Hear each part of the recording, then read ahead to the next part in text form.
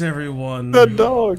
Thank you all so much for joining us this wonderful Thursday evening for Song of Rapture. We got a little double feature, little creature feature of sorts, a little monster match. Maybe might see some graveyards. Who knows? Who knows what's going on? I certainly don't. It's chaos and it's terrifying, and I'm scared, and I don't want to die. But we're playing D&D, so we could all fucking die. All right, Owen. All right. My buddy is ready. All right. We join our Valiant Seven returning back to the heart of the Elder Bark after having scavenged and investigated it looks like a ship, some sort of keel boat of elven design that crashed into the coast of the edge of the Elder Bark Forest within the Heart Basin. Although it seemed like their investigation was somewhat cut short when the hound of the group, Midi, located a set of tracks that seemed somewhat relatively fresh, maybe lost amidst the battle they just shared against some terrible creatures. But that's not my story to tell. Who wants to tell me what happened last time on the Song of Rapture? Give it a shot. Might have to do some popcorning. It's been a little bit. I would love that you could do it, Brendan. Like I did my really shitty recap yesterday. I'm paying attention to that shit.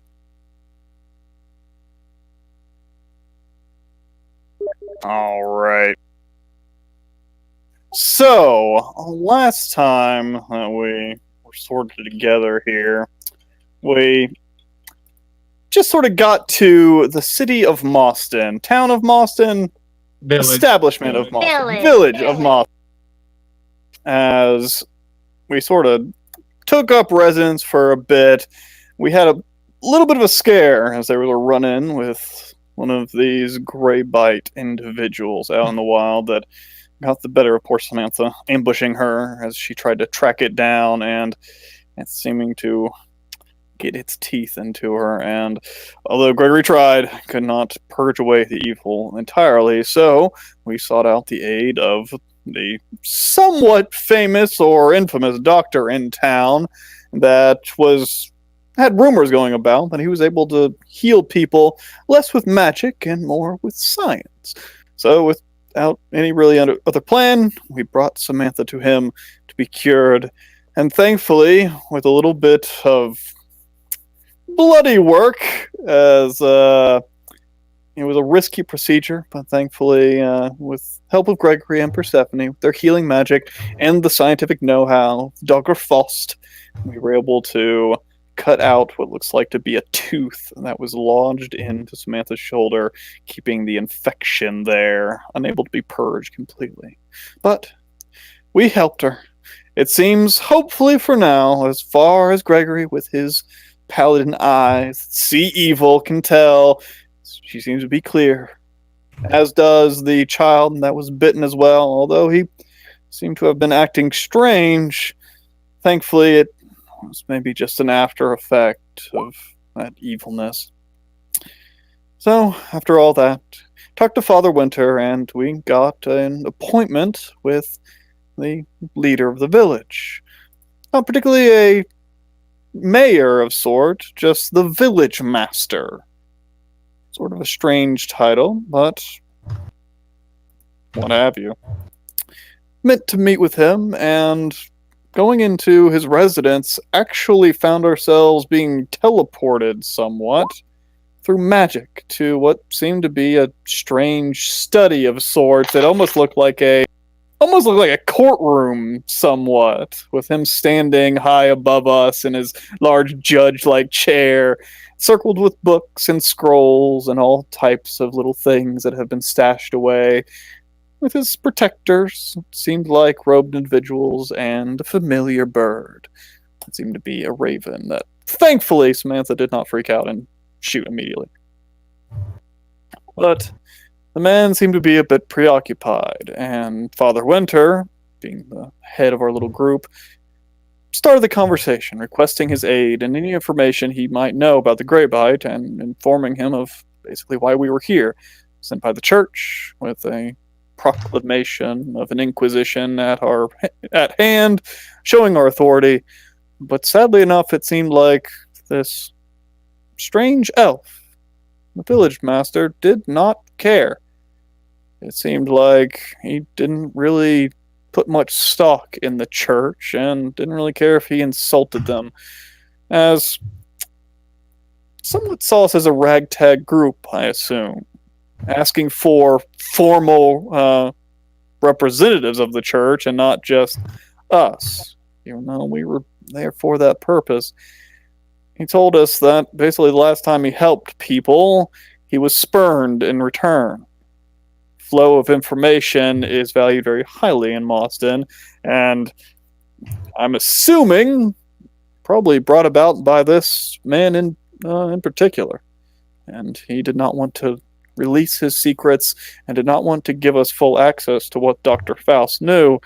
So, with a little bit of debating, with Father Winter getting a little bit heated under the collar, Clyde gave a suggestion of, well, if he would not heed to the authority given to us by the Inquisition, then the next best thing is barter or trade. So we would give information for information. Although we didn't particularly have anything that he wanted, there was something that we could search out for him. It seemed like there had been a strange ship that had run aground quite a while ago, 3 months ago or so? Yes. That had crashed off the shore just to the west within the Hart Basin, and he had sent a few people there to investigate, but they had either never returned or returned with basically no information on the place. So, he wanted us to investigate, figure out, one, if we could even find it, and two, what had happened there. Yeah, so, without really the conversation going anywhere else, although there were some words of warning, could suppose, some maybe not so kind words to try to warn, somewhat kind of threaten the village master that his decisions were unwise, and if his idea of seclusion was his solution to all this, well, we believe that he was probably due for a rude awakening if he would just let all this pass by. But we left, leaving Father Winter in town, as he was not much of a combatant. Gregory knows that he has some magic at his disposal and he can defend himself, but that's certainly not what he's here for. So, the group set off, trying to find this strange ship, and after a little bit of voyage, we did indeed find it. Upon the sandy beach, we found what looked like quite a few old rowboats tipped over, sort of scattered across the sand, some slightly buried, and the large ship that had been quite badly beached up against the beach and even up against the rocks almost. And even a large cart buried in the sand, which was strange. Before we really got down to any real investigating, though, we found that something was lurking underneath these rowboats. Not simply just drifted upon the sand, but seeming to be hiding large crab creatures, gigantic in size, that set upon us, trying to rip us to shreds. And I got some good chunks out of Samantha and even threatened to kill Mitty and drag him out into the, well, I guess the gigantic lake, not really a sea. But thankfully, Clyde was able to save his companion, and Samantha was barely able to hold on while we cut back these horrible creatures. Thankfully able to scare it in its animal mind, so it just mostly freaked out and did not continue to chomp down on her. After that, trying to avoid the quicksand that was formed by the stirring of these creatures, we just went about investigating the ship and surrounding area, learning a couple things. First off, it seemed like there was treasure that had been left out on the beach, somewhat scattered, but still basically whole, gold and silver. And on the ship itself, it seemed to have been stirred and quite damaged. We knew it had been here for a while, and uncharacteristically of Gregory, noting that it looked like from the basically sea walls of the cliffs nearby, right at the edge of the sea, or the lake again.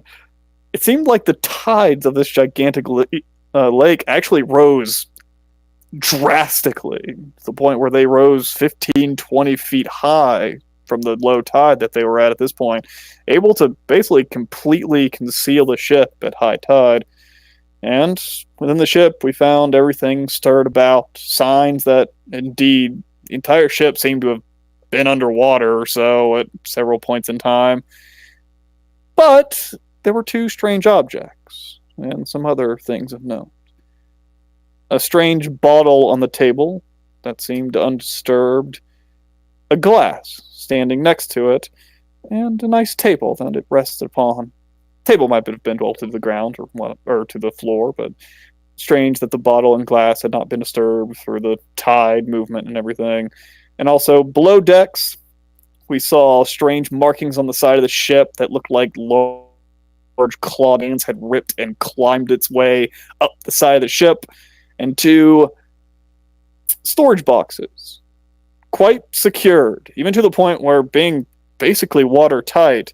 As we popped them open, or I don't remember who exactly. I know Luna was there. Was Persephone there? Pop open the boxes? No, it was Luna and Samantha, and Javen joined later. Yeah, so they went down, popped open the box, and found some normal stuff, but hidden away, they found quite a large bit of moon sugar, which Pearl is sugar. Pearl sugar. pearl sugar. That's right. Which is basically like a mix between, like acid and cocaine, I guess. I don't know. We have to ask Samantha. Samantha, testing her ability to resist all poisons, took a little bit and did not resist it, and had herself a little bit of a time. Thankfully, it did not last very long. Maybe because she only took a small bit, or maybe because her strange nature actually did fight it off a little bit more than normal persons would. Who knows? But more searching around, trying to formulate ideas, we found that the bottle was actually a strange magical item that formed a liquid map when poured upon a surface. And when viewed through the glass next to it, would actually show details, as if almost like a cipher for the map. Looking at it, I believe, was it Clyde that was looking at it? Who spoke Elvish? Persephone and Clyde also speaks Elvish, doesn't he? They Yeah. both looked at it. Yeah. We were both looking at it. As Yep. Persephone and Clyde were deciphering the map, they noticed that names and cargo and basically locations were shown on the map, as it seemed like the path was shown as well. This ship, quite a long time ago, past 3 months or so, came from Illyria, the elven nation to the far west, sailing throughout the Heart Basin, traveling from island to island, as it appeared to be smuggling this, well, smuggling and dealing, I'm assuming, these quite potent drugs. And wouldn't you know it, made a stop by Stroma, the infamous island that we now know is most likely the source of this horrible gray bite. And the voyage showed that as they left Stroma, making their way to where the ship now lie, their troop upon the ship started to drop one by one to the point where there was no one left remaining. Trying to formulate a plan, it seemed like these smugglers had contracted the disease of gray bite on Stroma and most likely brought it to the mainland. But after that, checking out a little bit more, going outside to check the treasure one more time, trying to find some kind of notes or journal or anything that would give a little bit more personal details about their journey. Gregory went out with Mitty, check out the surrounding areas, and Mitty smelled something and found some tracks. Big old footprints with big old jagged claws, like overgrown toenails in the sand that seemed to follow us, that were not there on our approach, and lit off back where we came from. So with the call from Gregory, the group assembled, and we made chase. That took way too long, I'm sorry. All right, good shit. Give yourself some DM inspiration. And roll yourself a D100. Oh, snap. Mm-hmm. Ugh. All right, gonna have to hold on a second. Look at that sexy 99. Mm. I thought I did a great recap through gifts. I'm just saying. You know I love gifts. As indeed, you find yourselves gathering back up along the sandy coast and heading back towards the forest, following after Mitty, who seems hell-bent on following after these tracks, his nose pressed to the earth. And strangely enough, it's in the direction you guys came from. These tracks becoming a bit more prominent as you go on. Hard to say how fresh they are without giving some good eyes to it, but Mitty his nose is pressed so hard down to the earth, they gotta be recent. Maybe shortly before, or maybe even during some of your escapades against the crabs. As you guys are running through the forest trying to follow after Mitty, Gregory, you feel something ping in your mind. It's kind of new, this whole experience, this whole new connection you formed with Nero. But you get something of a message from your horse. Not words, just a feeling of distress. Oh, hell. It's by the horses. It ain't fault. As others around him following after, you can hear the sound in the distance growing louder and louder, some screeching, familiar to some of you, but still terrifying, as you hear the horses. But those aren't horses. So they come upon a scene surrounded by fog, still thick in this forest. You break past some of the tree line with Mitty in the lead, and you find yourselves standing close to where you left the horses. Some of you can see them off in the distance through this dense mist surrounding you, but they aren't alone. Standing around, most plain in view, you see two men clad in cloaks, similarly scaled at least similarly marked, with these almost like this. I don't know what we call it, like that kind of nylon felt that sort of glimmers with a soft light to it. Not quite what is it called? You know what I'm talking about. It's like It looks like velvet, but it's shiny velvet. Exactly. I know what you're talking about. I don't and know the what pattern of scales recognizable Satan? as Satin. Satan. Satan. As you find yourself standing facing the backs of two scaled wardens.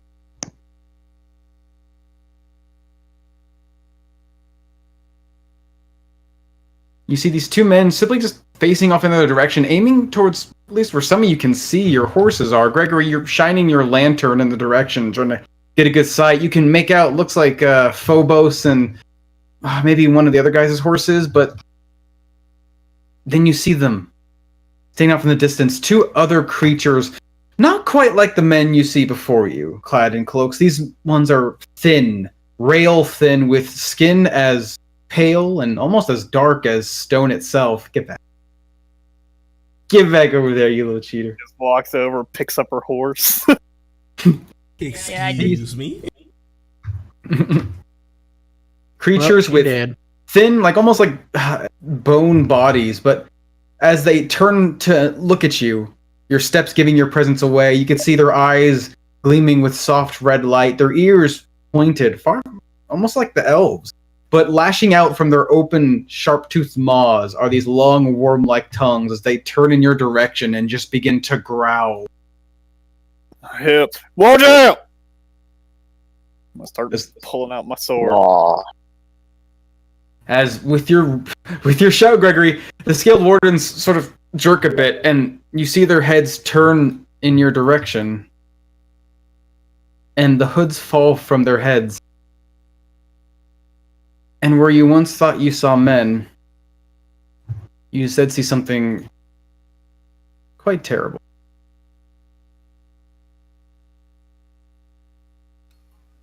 Oh no. Let's roll a little bit of initiative. Bum, bum, bum, bum, ba-da, bum, bum, bum, ba-ba-da, ba-da-bum. Jordan, your voice isn't coming through. I'm not entirely sure what's going on. Is my horse boy somewhere in the dark? Oh no, Oh, he he's dead. in there Yeah, somewhere. your horse got consumed. I can select him. I just can't see him. I can feel you, horse, but I can't see you. I know you're right there. I can feel you. Yeah, as you guys escaped the coast in the late evening, the lights growing dimmer, and it doesn't help that this fog is filling the air around you, filling everything with this sort of silver shroud that guises your vision ever so slightly. Though some of you with sharper vision can actually see through it somewhat, like Luna and Persephone, for example. Let's see.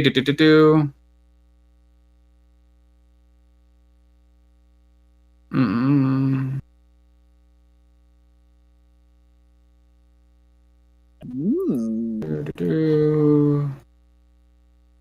Yeah. Oh, actually, a quick boy. Nice.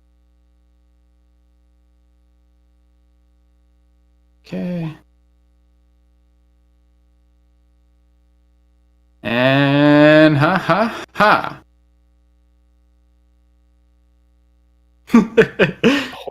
Hello. Ignore the giant ball. Okay. As we come to the top of initiative, Clyde, you're the sound of these horses still screeching in the background, but somewhat obfuscated by this fog, and before you could see clear in the light of Gregory's bullseye lantern, these clearly undead, vicious, and sharp-toothed creatures, clad in what look to be dirtied breastplates, turning towards you. Mm-hmm. What do you do? How tall this tree? The tree next to you, they're quite tall, although very thin. It seems like a lot of their life has been drained out by this strange phenomena. It's about 20 feet tall. Is there a good perch? Hard to say. You'd have to give me an actually, you give me an acrobatics check because of your boon. As you're trying to reach up and climb this thing, and you'd be basically feeling out for a handhold. These things don't look quite stable, but let's see. Yeah. These branches are quite thin, Clyde, and if you weren't quite a light and lithe cat as you were, you'd probably find them snapping beneath your weight. But with a careful placement, you could grab onto a couple and keep yourself perched up to the highest points. Boop, boop, boo. Ba-da-doo. And Sorry. I'm gonna climb up 12 feet. I'm gonna make myself a little red dot. Which one, buddy? This guy. Alright. And I'm gonna shoot at him. As you mark him with your hunter's mark, a small red dot appearing on him, and you fire a bow. Ooh. And surely enough, that will hit, dealing 10 damage, as you see him strike into his shoulder just where the breastplate begins to end and the strap would begin, dealing a hearty amount of damage to this creature.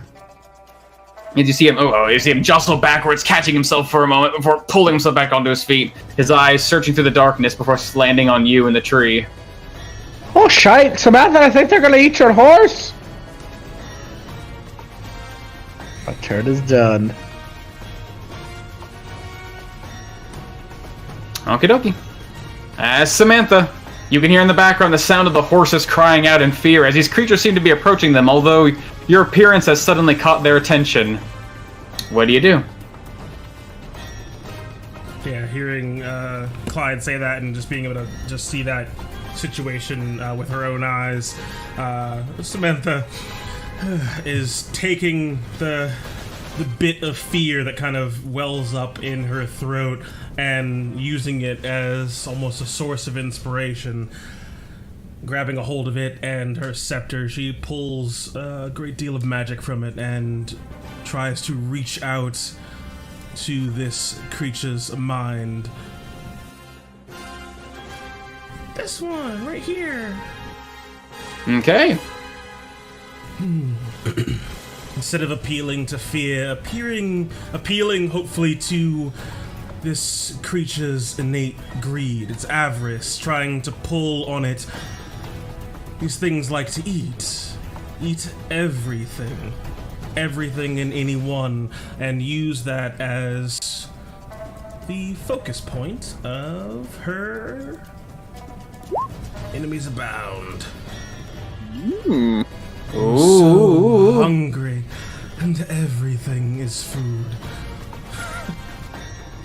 Trying to influence this thing's mind, seeing its own allies as not undead, skeletal, or taut-covered flesh monstrosities, but supple men to be feasted upon greedily, hungrily. Question Yes. is, are they immune to being frightened? I would hope. I don't think so. Most undead usually aren't. Like, Cause Fair has a specification specifically for undead.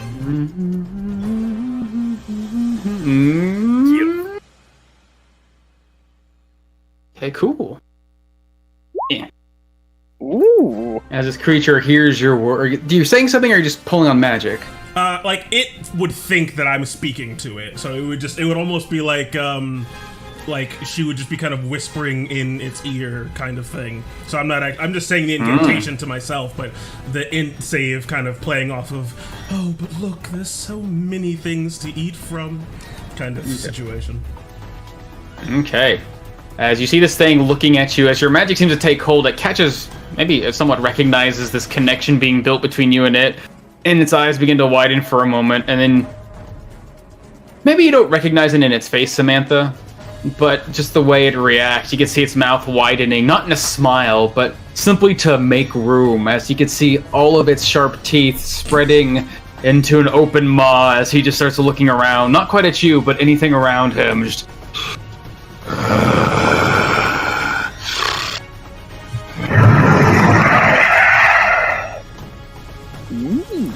He looks hungry.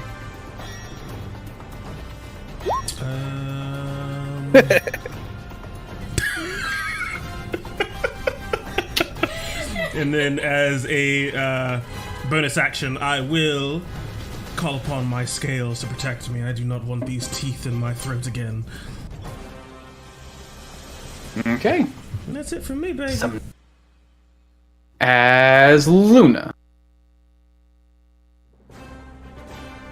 See, these trees are obscuring my vision, so I'm going to try and maneuver around them to see the people in the back. Where was I? I was Yeah, right there. Okay, and then I'm just going to create this just ball of chaotic energy and then kind of just pull it apart until there's two of them as I twin cast a chaos bolt. One at this guy and then one at this guy. All right. Give me those attack rolls. So you pull out this two masses of chaotic energy and fire them out. Ooh. That first one will hit. As you see, it strikes into this creature's body. It looks like it would have some sort of protection from this damaged, broken-looking leather, but the energy's a little too strong. You've thrown these things so wildly, so chaotically before. This magic is hard to control, but after so many tosses, you finally found yourself able to just dart it right into the body as it hits him. Damn! One short of max damage. Uh-oh. Sort of moving and doubling and going to a different person. That's never going to happen again. 1 second. Gotta restart because everything froze. No, it has to roll to like a 7 or 8. Yeah. 1 second as everything's frozen. Oh Are people going, ooh? The 2d8 have to be the same number, right? Yeah. Okay. Mhm. Yeah. So it rolled 2 8s, so it would have bounced. Okay. Yeah. Ooh, okay. Hold on. Come on. Come on, Roll20. We gotta be quick tonight. Come on. Come on. Where are you? Oh! Okay, so what damage type is that then? Thunder. Ooh, thunder. As this... It's like this warbling mass of just sound and force that explodes out concussively when it strikes this creature, I'm assuming?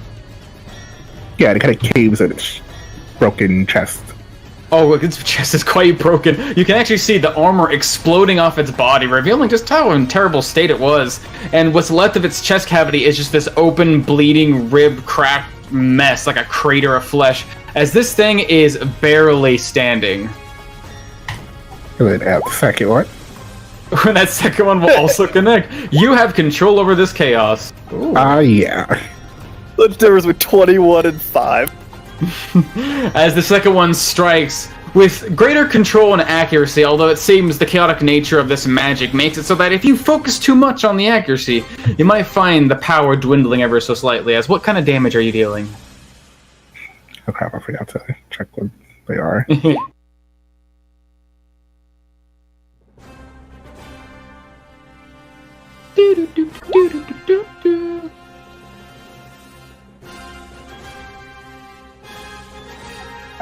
Cold damage. Cold damage as it strikes into the body. Its flesh seems to seize up and crackle as already hard skin becomes harder and gives way to its own, I guess, rigidity. Sure it is. There he is. Ha! How do you take 5 damage?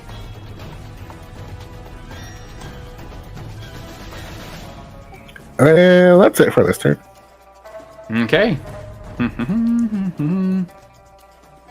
As off in the distance, you can hear the sound of one of these creatures again, letting out something of a loud, squealing scream before you get the ground caving in beneath claws. As this thing begins to run. Arch. Ooh. It's about here. And, oh god, Joe, close. No, I didn't close. Okay, here we go. Creature is gonna come up and try to slash at one of these horses. Gotcha! No, horsey!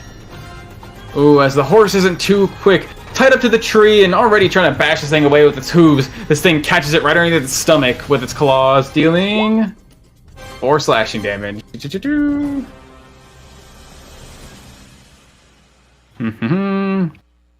did. Let's see, Mr. Horse. Ooh, but the horse manages to fight off whatever illness is trying to spread into its body from this claw. As it manages to keep standing, at least without standing like a statue. As it comes to Javen. Off in the darkness and the fog, Javen, you can see these creatures are turning your way, but some of their attention still seems fixed on these horses in front of them. What do you do? Alright. Got some fire in my belly from that. He's ready to kick butt. Oh, yeah. Let's see. Woo! Seems to launch himself. Heading towards this guy. Trying to hold the lantern out so Javen can see where he's going. So feeling the warmth spread through him, through his grin, feeling it sort of rise up and caress his face. 1 strike. One He pop tries this to time. Ooh, yeah, as that strike will connect. lots of into this strike. Trying to send him sauntering.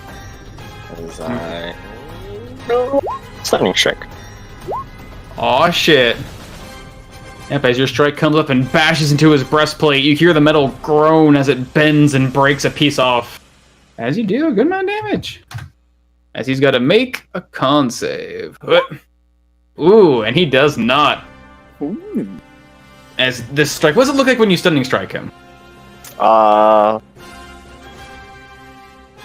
It just seems as it impacts the breastplate, it sort of catches, and then it seems to bend. It seems to sort of knock the wind out of him. The metal bends. Yeah, The metal bends. into solar some- plexus. That is not a fun place to get hit. Yep. Right, the solar plexus as it bends inward, pressing all this force into its gut. You can hear it and see its mouth open, just let up this gasp, and your breath just gets washed in the scent of death and decay. Maker. As I knock him in the head 3 times. All with advantage, baby. Yep. 1, 2, 3. All 3 of those will connect. Just knocking his head around silly.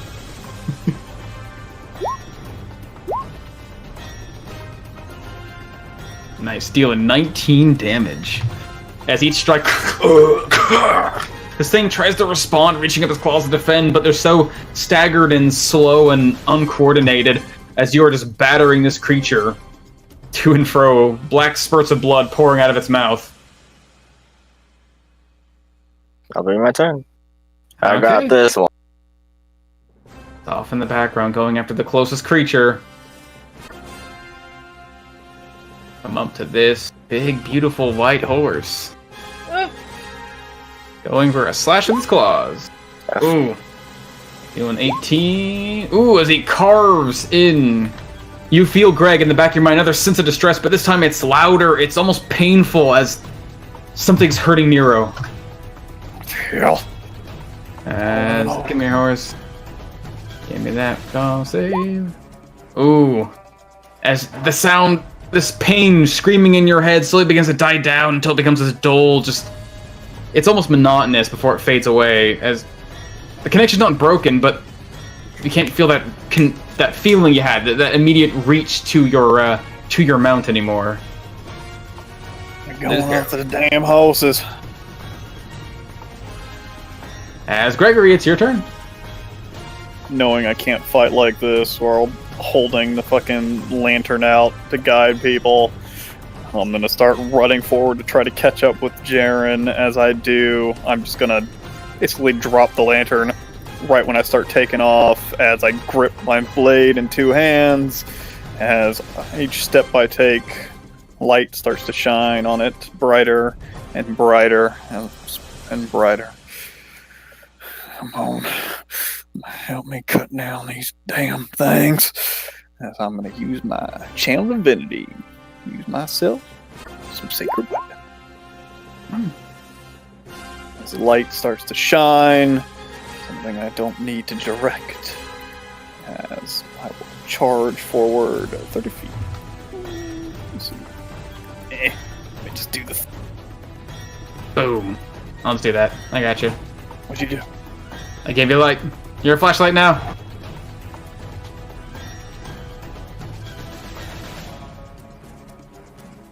I charge back to get around this thing, trying to see the horses, trying to see what other these creatures there are, as I turn back around, and I'm going to look at Jaren. Jaren? Javen. Javen. Hold them off. I'll try to get to the horses.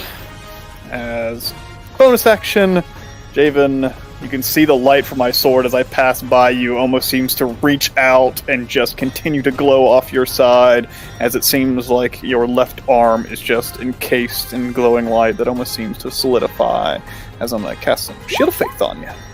Ooh, I like that. So it gives you a little arm shield. Yes, that's my turn. Gregory, as you're pulling out this light surrounding your weapon and also throwing some of this light onto Javen's arm, this area just now illuminated with this holy radiance. You can see these creatures around you, even the one who's stunned, immediately turn towards you and then just let out this terrifying, not quite a roar, but more like a squeal, just a as their hand raises up to their face, just trying to push the light away. Some of them even trying to step back. I don't like that, do you? Fucking ugly bastards.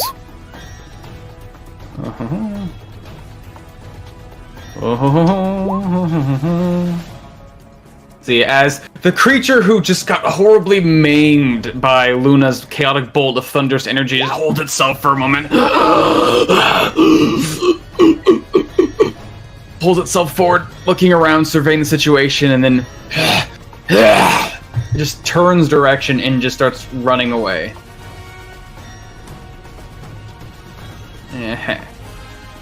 What the hell? And that's all it does. Seems to be holding itself and stepping carefully with every stride, but it's straggling, not able to move too quickly. As it comes to Persephone. Hearing the horse in distress, she's going to try to go around this tree so I can see more. And no, that's not enough. More! Yeah, there's lots of trees in the way. Lots of trees! Trying stuff out. It's pretty fun. Yeah, no, I like it. It's cool. Okay, one more. That should do it. Alright. So a desperate attempt to save the horses. My bracelet's going to start pulsing with a light green glow. And the rocks would emerge from the ground as I'm going to drop a spike growth. Right down Yeah. That's within range, right?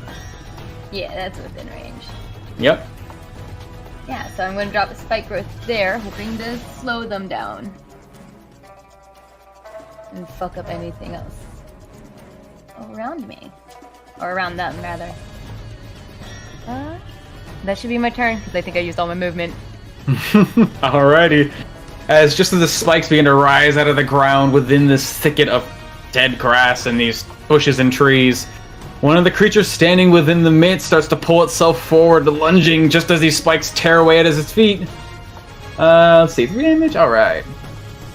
As it rips away at the flesh of his feet, still nursing this cold, cracked wound on its body. It pulls itself through.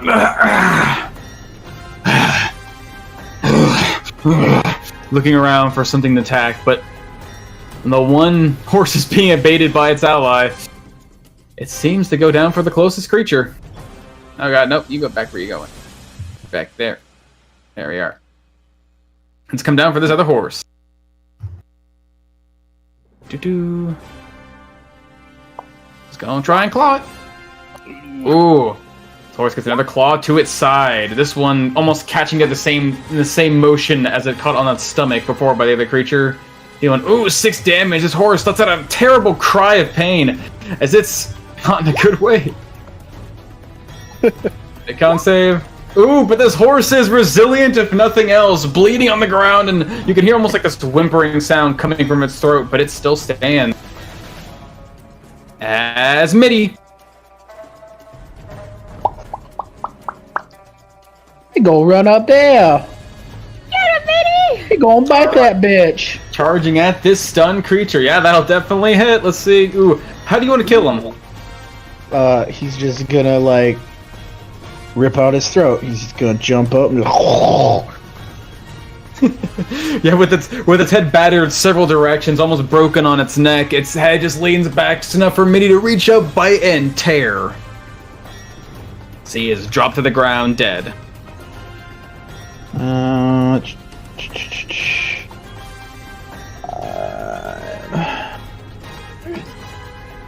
He gonna run up there. Mitty's gonna ride the horse into battle. Yep. Right. But he draws his sword, mounts his Yep. steed. Yep. Mitty and the horse combine to become a dog centaur. Nope. Nope.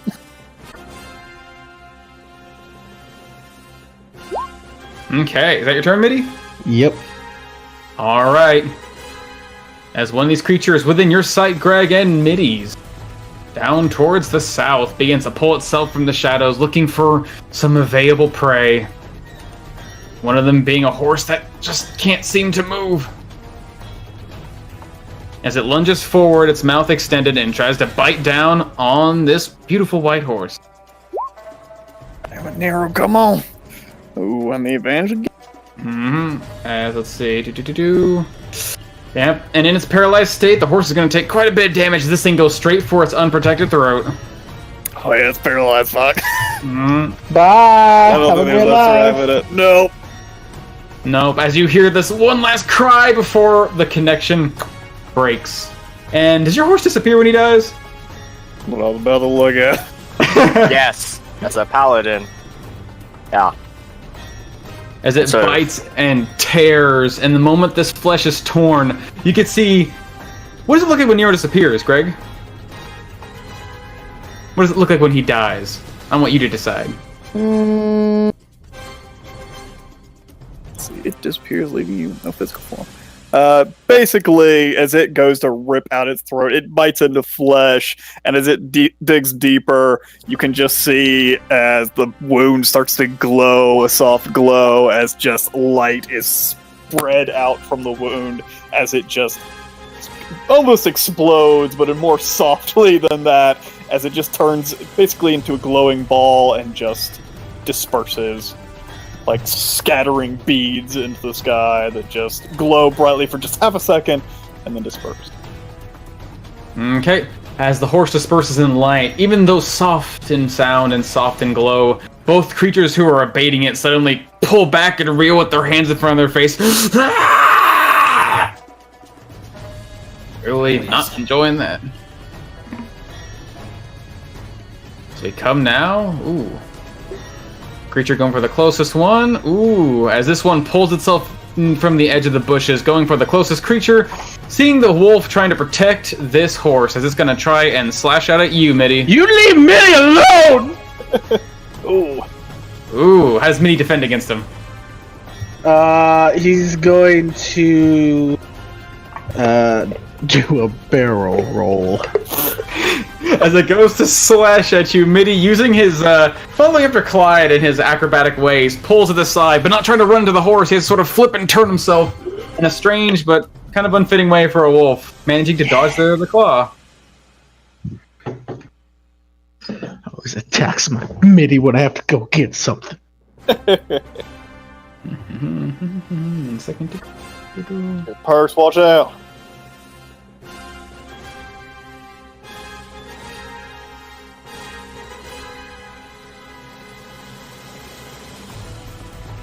Okay, as we come to this creature, you can see its mouth wide open, hungry, so very hungry.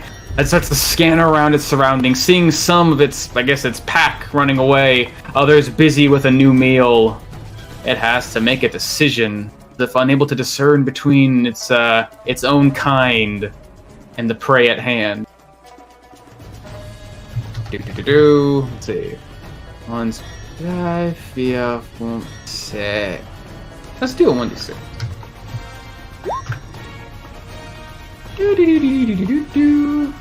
Uh-oh. Oh, perfect! As this thing starts looking around, looking at Persephone, looking at you, Javen, pushing his eyes away from Gregory, who seems to be blindingly bright now, looks over and sees one straggling creature with its back turned to him. You leave Mitty alone! Over and just starts trying to slash down with its claws on this unsuspecting Greybite victim.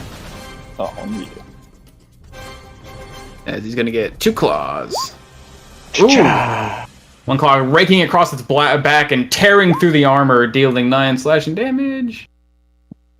Oof. Ouchie. And the claw coming up the side, and oof! Can he even? No. As you see this thing just reach down with its hands and just tear into the back of this creature, this twisted, almost like elven victim turns up and just cries out in confusion and pain, before it just rips him open and drops each half of him to the ground, leaving this Greybite victim dead. These fucking things attacking each other.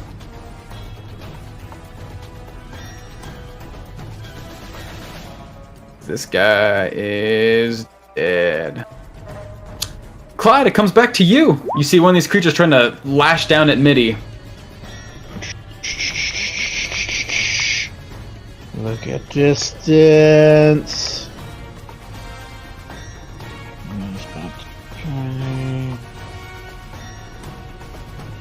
Bright light. How far out does your dim light go, Gregory? 20 feet. It's 20.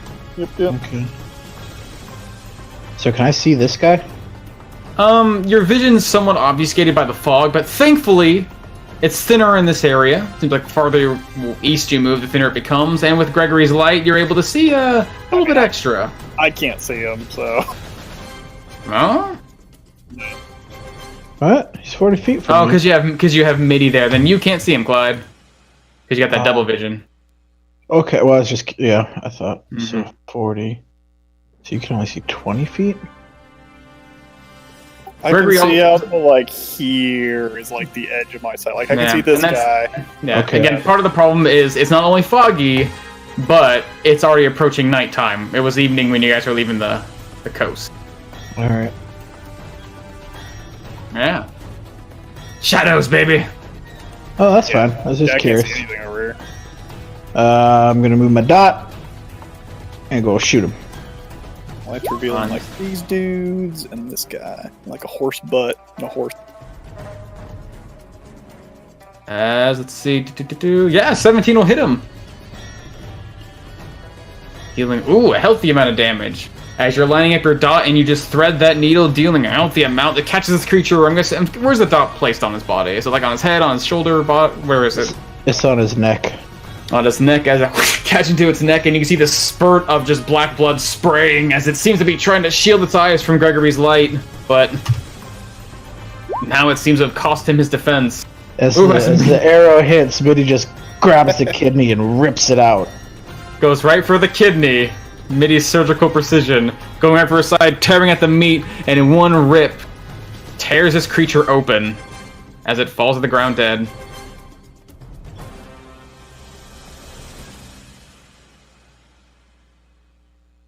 It will be my turn. All right, Samantha. Seeing her whispers being as effective as she remembers, she takes this opportunity to sprint forward. She will take the dash action. Okay.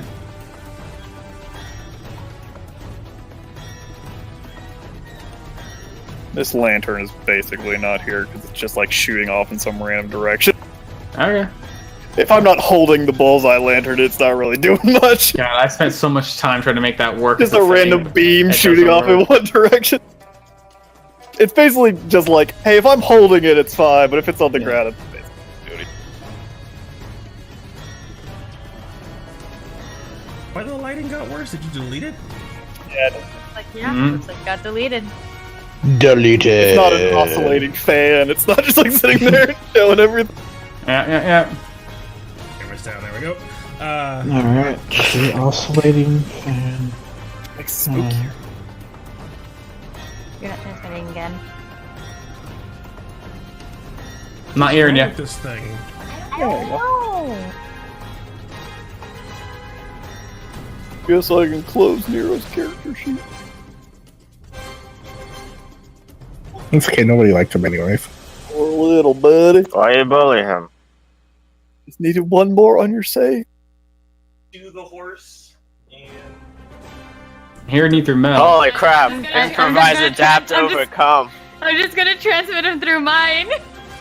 Improvise, adapt, overcome. we'll mount him once she has more movement because she's out of movement. Okay. As you're trying to get on the horse, seems like Phobos, as strangely typical of your horse, seems a bit startled with all this bloodshed and screaming around him, but he's not jumping and trying to pull away from his reins. He's holding his post as Phobos always does. As Luna.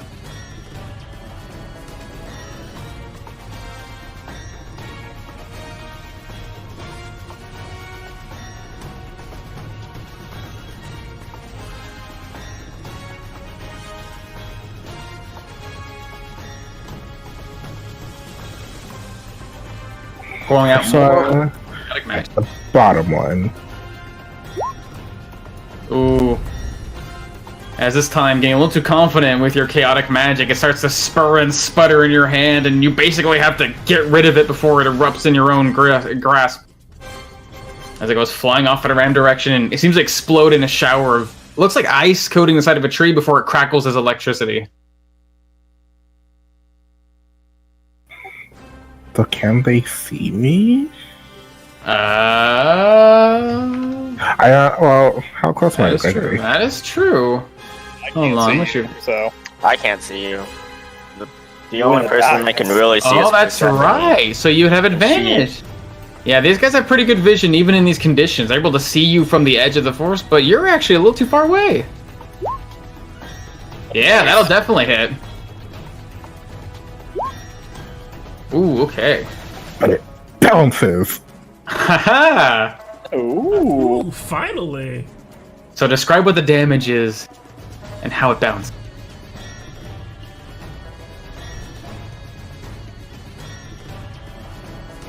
So as it gets hit, it just kind of just bursts a flame, but the flame kind of forms this strange like creepy face in the sky as it like jumps over to this guy as well. Oh no, he's too far. Oh, I think it bounced it to his buddy. But why are you talking to that one with the other one? If that's alright. Okay. Whatever. yeah, much good. Says yes. yeah, it forms this weird face as it bounces over to this guy. So he gets targeted by 2. Okay, I'll go for it. Why not? Double shot. It's cool. Let's do it. Awesome. Ooh. Ooh, as I guess what would that be? I'm gonna look. This chaotic magic reaches forward, this flaming face coming off this creature's body and lunging towards this thing. This thing turning its eyes away, its hand away from its face to guard from the light to see this energy coming at it. It manages to barely dodge out of the way. The magic scraping against his armor, tearing some of the leather off and burning it, but leaving him unscathed. And now when it's a defensive stance, it still manages to pull itself away from the other chaotic warbling magic that comes from your position, as neither of those will hit. As it's dodging around. See, I will quick and cast an Eldritch Blast at the first guy I hit. Well, for both shots.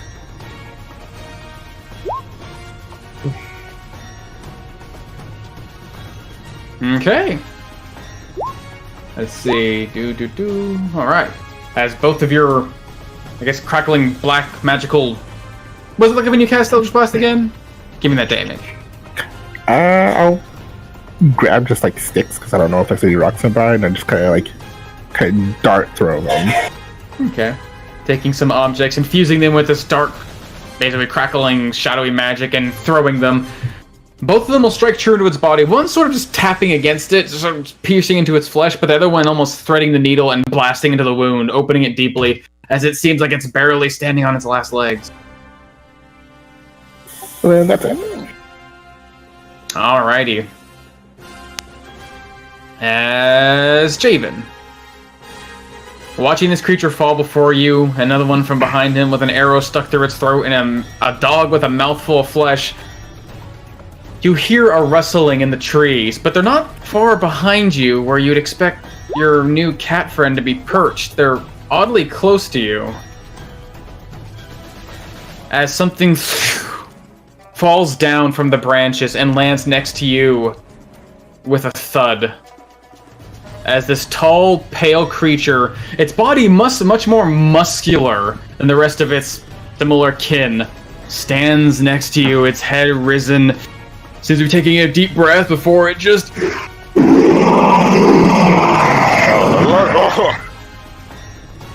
as it just starts swinging its claws at you. Ugh. That's not right. Ouch.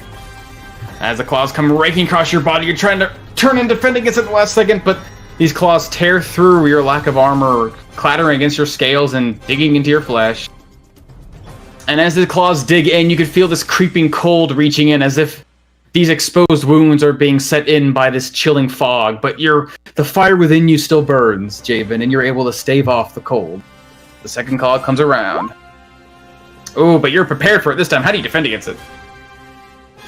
I guess the first one, he sort of tries to do the boxer thing of putting up two hands, but to try to defend his head, but his claws are able to scratch through his arm. Ugh.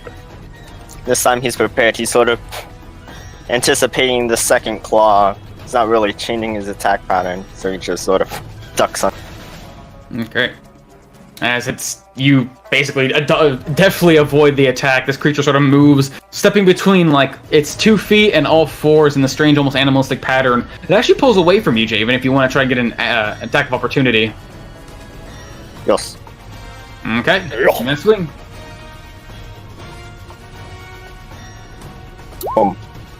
Ooh, though it seems like your strike would hit, your fist actually connects with its body. But Javen, this thing, its body is as cold as ice, and its flesh, though seemingly soft, is almost as hard as marble when your knuckles crackle against it, as though you strike, you can't make it past this seemingly natural armor it possesses. As it pulls away, you can see its head turning around, sort of scoping out this area with these glowing red eyes before it just starts to growl in this strange guttural voice.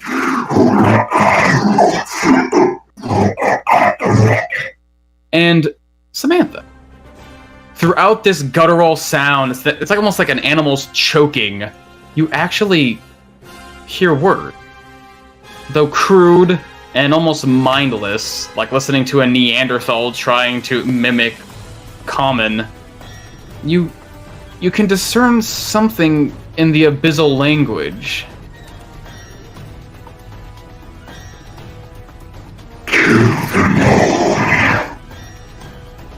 As this creature starts to circle around. About there. Gregory, stop that one! That's the one I was chasing after! Yeah. I'm on it. Oh. As we come around to this creature now still slashing out at this horse, who seems to be somewhat evading it, though its claws dig in deep. It doesn't seem like this thing wants to go down without a fight. So it's gonna try and slash at this horse again. Yeah. Ooh, but this time as it reaches up to claw against it, this horse reels back and just pushes it away with its hoof, almost kicking it in the face, but didn't catch it to its claw.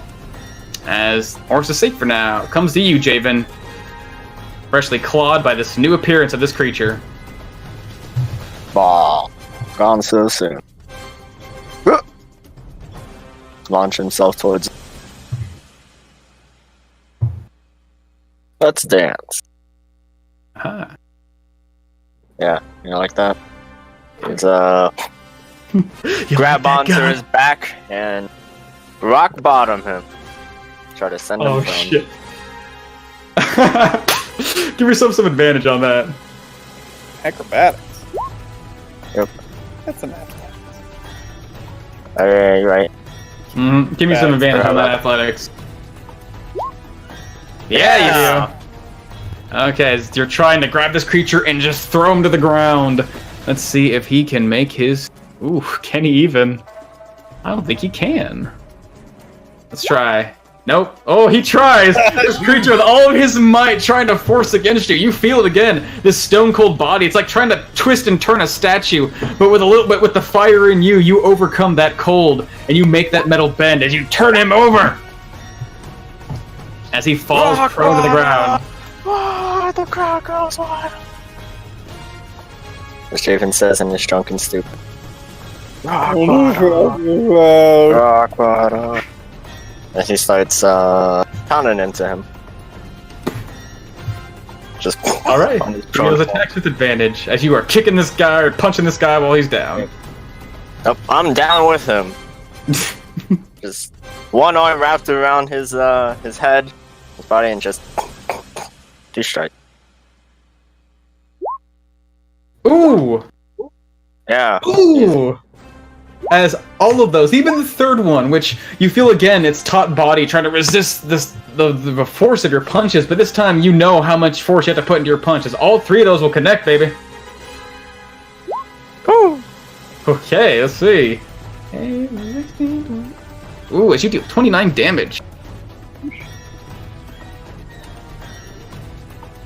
As a 1 foot motion, Javen sort of unreleases his arm and gets back.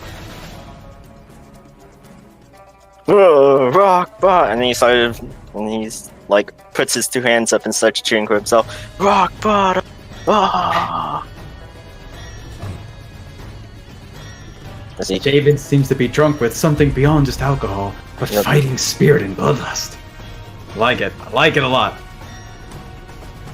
Is that end of my turn? Alright.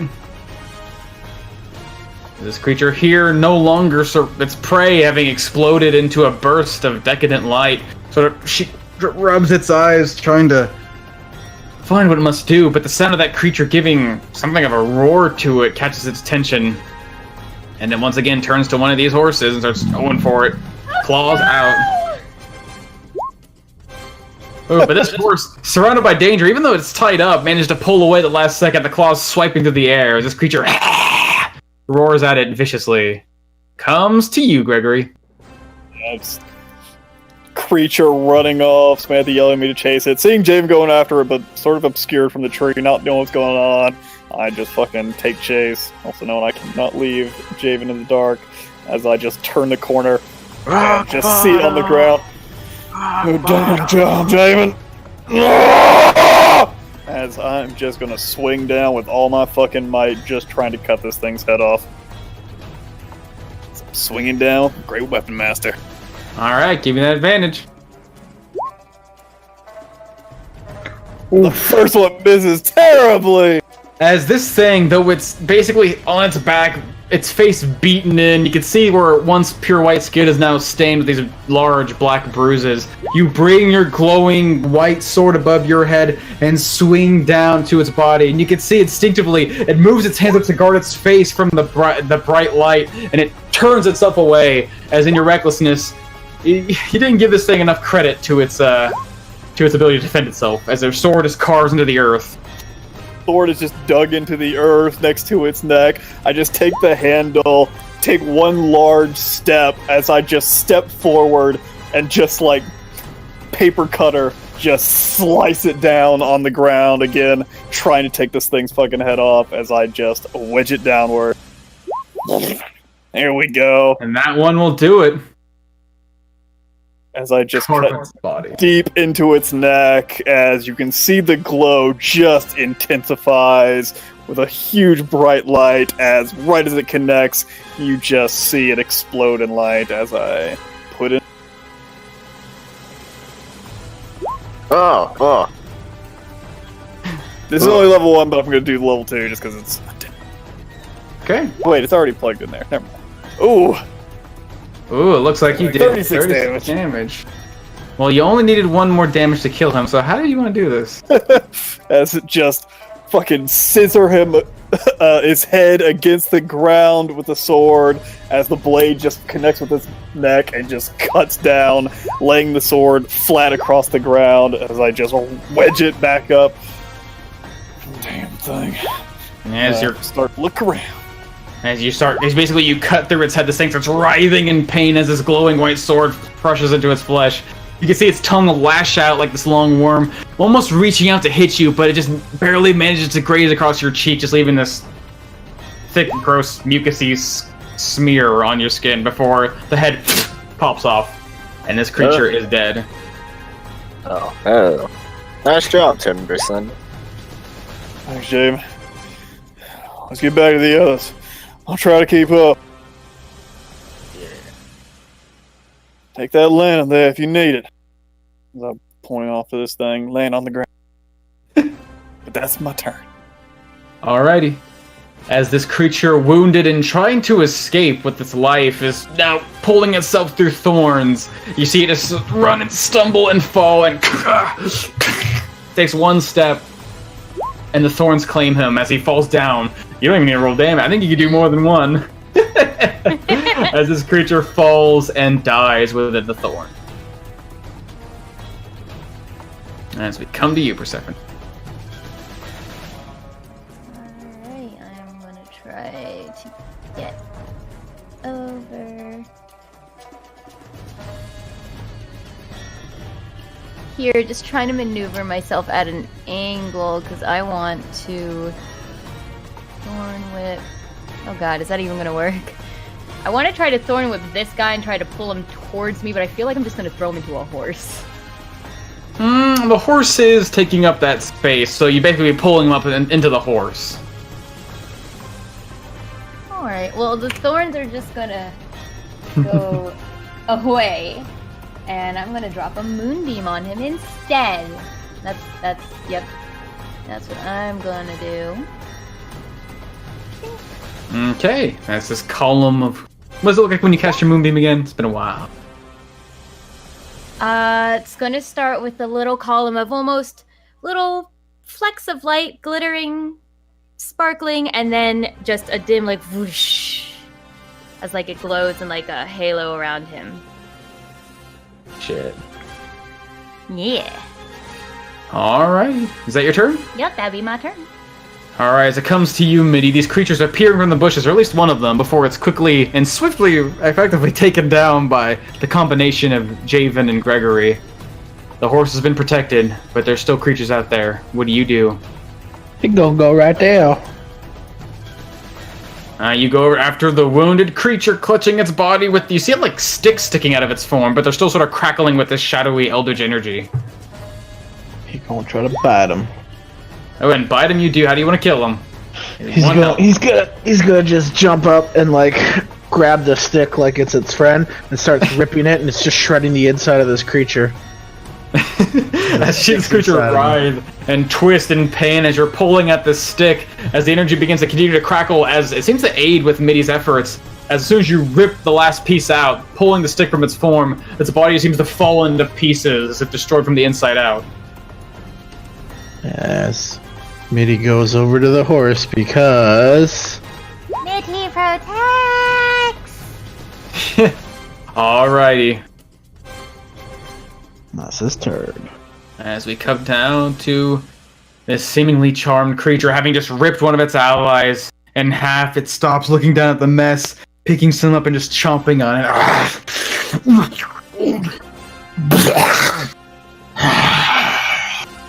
As it begins to look around, its mouth wide, and oh so very hungry. Let's see, 1, 2, 3, 4, 5. Yeah, 1, 2, 3, 4, 5.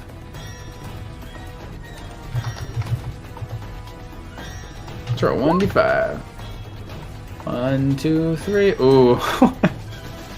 As this creature looks around, its eyes scanning over everyone, behind him, throwing out some strange natural magic, is a small, thin, elven girl.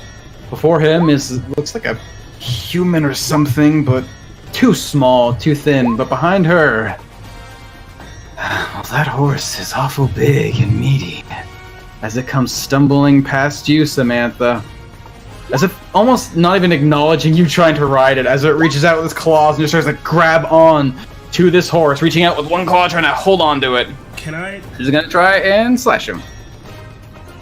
Gotta drop concentration. Can I do that? I mean, you can. But it's already on Phobos. And intercede If you with want. myself instead. I mean, I would say at this point, this creature has it's hungry. You've got it to be hungry, and its eyes are fixed on a big meaty prey. If you were to pull that magic away, only thing that would change is, well, there might be a person evading you. But let's see. I'm not giving you a yes or no answer. You have to make a decision. Oh, yeah, like, she would totally fucking drop the magic. Seeing this thing's, like, hungry mouth turn towards her, and then just, like, its eyes, its hunger glint past her, she would immediately drop concentration. You want something to eat? Come, see if you can get a piece of this. You will not take anything from me. As with your distracting motions, the magic now fading from its eyes, its mouth sort of shuts a bit.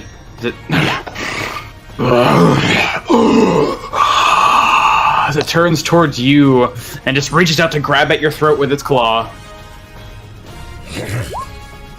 As you knock it away, it comes out the other side trying to grab at you again. Ooh. But you're able to defend against both of them, dodging and deflecting its claws. As no longer affected by your magic, but definitely seems still pretty hungry and still hell bent on eating something close to it. Okay. That's his turn. Comes back to you, Clyde. Seems like the farther that Mitty seems to be dipping into the darkness, the harder it is to actually see him now, as... Oh, that's right. Yeah. Clyde just whoosh, slides on down. You slide down 20 feet from the tree. 40, 45, 50.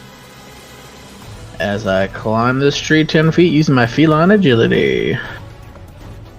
As you go down the tree, you come to this one. Yeah, this one seems a bit bigger than the last one, and actually doesn't quite have as many handholds, but these ones seem to be much sturdier, as they're able to keep themselves level. As yeah, you go 10 feet, find a place to sort of perch yourself on.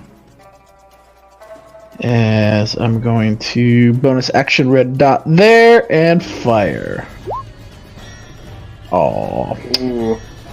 Yeah, it seems like as you're setting yourself on this handhold, it's a pretty good spot. You pull out your bow, you aim, and the moment you're about to fire, the branch breaks ever so slightly, jostling your aim and making you shoot off on the ground next to Mitty. Shite! As Mitty bites. But I guess startled by the arrow, this creature turns to look, and it gives Minnie the opportunity to get a good bite on. Nom nom.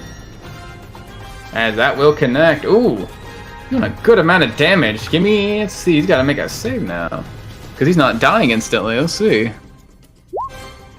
Ooh, but it seems like as this thing is sort of pulling away from you, Minnie, your teeth lash into its body. It managed to keep its footing just enough, and it forces him off.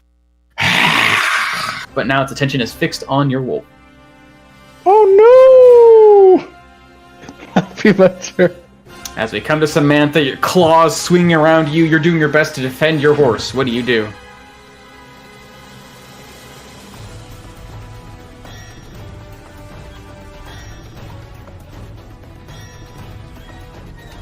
Taking a bit of inspiration from Mr. Gregory and just kind of feeling just anger kind of welling up within her. Just for a moment, it seems like not her scepter, but her other hand just seems to almost have this strange green warbling energy, just seems to sort of start to wrap itself around like a snake or like just this tattoo, almost empowering her as she's just gonna try to fucking hook this thing in the face with an Eldritch Blast. Okay. Disadvantage. Give me that disadvantage shot. Ooh! Although, as you're trying to swing this thing, creature reaches up to try and catch your fist and deflect it, but there's too much power packed into this fist of yours as you swing, and even though it tries to defend, you connect. Give me that damage. Get another bop too. Mm-hmm. Give it 7 damage. Crashing into its body, dude. Seeing it real, you can almost see like the energy just flow from her arm now down to her knee and through her leg as she just tries to just boot this thing in the chest.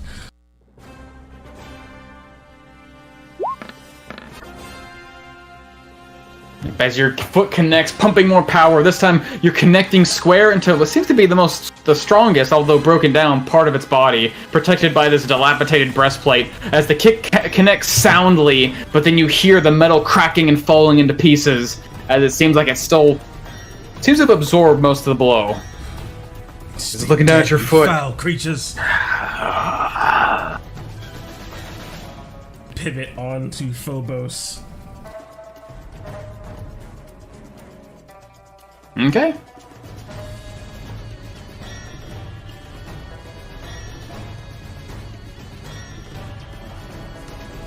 God damn it, Gregory, go away. You're bright as fuck light. I can't even drop concentration on it, so fuck you. Is that your turn? Or do you want to slide away? Like some sort of sneaky snake? Sneaky snake.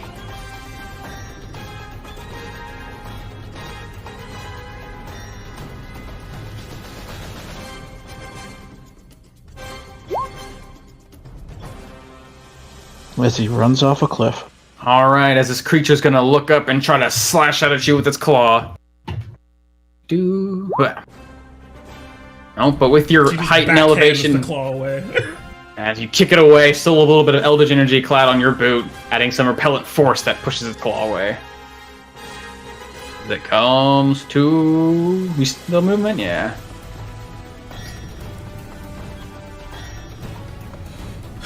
There are only a few of them left. We can finish this.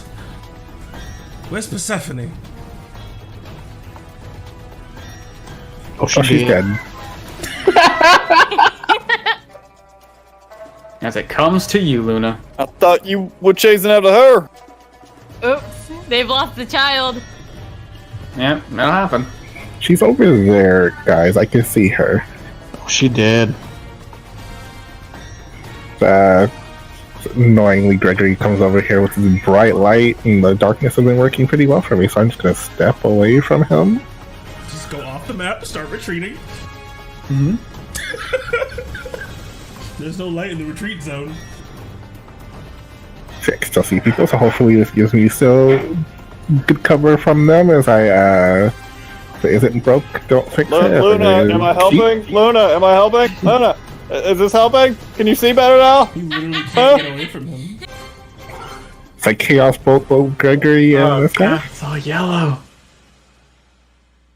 Oh yeah, you did turn your candle completely I'm so yellow now. Yeah, I'm gonna Chaos Bolt, Twin Cast this guy and this guy. Then he has the other guy. Okay. Give me those shots.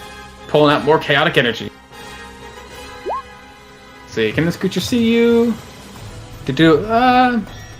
It seems like it's this thing's looking in your direction, but with your heightened perception, it's obvious that its eyes aren't fixed on you and fixed on the woman riding away from it on the horse, as that will connect.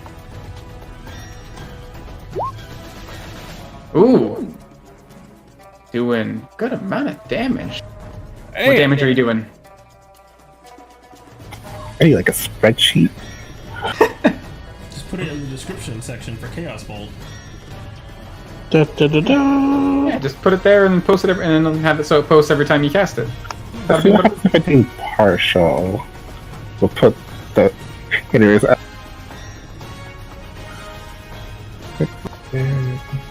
Now, Do in this case, psychic damage. Ooh. They're immune to psychic. As this energy passes into its body, it seems like what should strike it to its armor and just phases it through it. As it just stands there for a moment, its hair is sort of waving in this soft breeze before it stops and... as its blood starts gouting from its nose, as it takes a healthy amount of damage. And you're going to twin cast the guy on the other side of the horse? Yeah. Yep, thankfully... That would be quite a tricky shot to shoot around a horse, but you are quite able to get around sharp turns and cover as this chaotic energy seems to fly straight towards the side of Clyde's wounded horse before it just sort of changes direction and arcs around and strikes into this creature, hitting him. Give me that damage. Ooh. What kind of damage is that? 2 and 5. Lightning damage. Lightning damage as this seemingly strange energy that flies through the air becomes a crackling beam of electricity that darts off in all directions before circling around the horse and striking this creature like a lightning bolt. And it's standing and shaking on their side, basking in this glowing moonlight. Like it's dancing, although it's dying. I think I'll be my horse. Alrighty. David, you see Gregory. You see Gregory carve this thing's head off, but it seems like there's still more creatures surrounding the horses. What do you do? You should be guilty. Pick up his lantern. Pick up his lantern. Yeah, It's like that red blob, right? Yeah, it's over it there. certainly is. Alright. I'll just push there. Whoosh. Twitch. I'm gonna say. Let me play the torch quick. Oh god! There we are. Oh no! Gotcha. Why is it so big? Thank you, What we base torch. didn't tell Javen is that it was going to set him on fire. There we are. He's the torch. I set it on top of a landmine. There we are. That would be sort of funny if he wasn't resistant to fire. Alright, you pick up this bullseye lantern, you're sort of giving it a turn, seeing where this large cone scans across the area. What do you do? Sort of riding off the adrenaline of knocking that guy down, punching him a few times, seeing Gregory finish him off. My next target, sort of over there, is fast as lightning.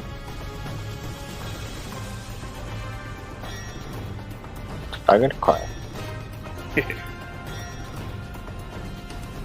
Send. Yeah, just 3 strikes as well. Okay. I'm riding off the adrenaline, but I don't want to burn too much energy that fast. Gotcha. Alright, as you're charging over, trying to deck this thing in the halls. Give me those attacks. Oh no. Oh, your first one. Still riding off the adrenaline. This thing, you held it by its throat, you kept it on the ground and punched it so easily, but this time, this creature, now escaping from its enchantment is a bit more aware of the dangers around it as your strike goes wide and avoids it. But the second one catches it by surprise with the speed of your blows, as that strikes true. Once it goes high, then low, then high again. And that second strike comes around, you connect with it soundly, but it rings off its armor as a piece of it falls to the ground. So only that middle strike will connect. Dealing 8 damage. Popped. As it staggers back a bit, just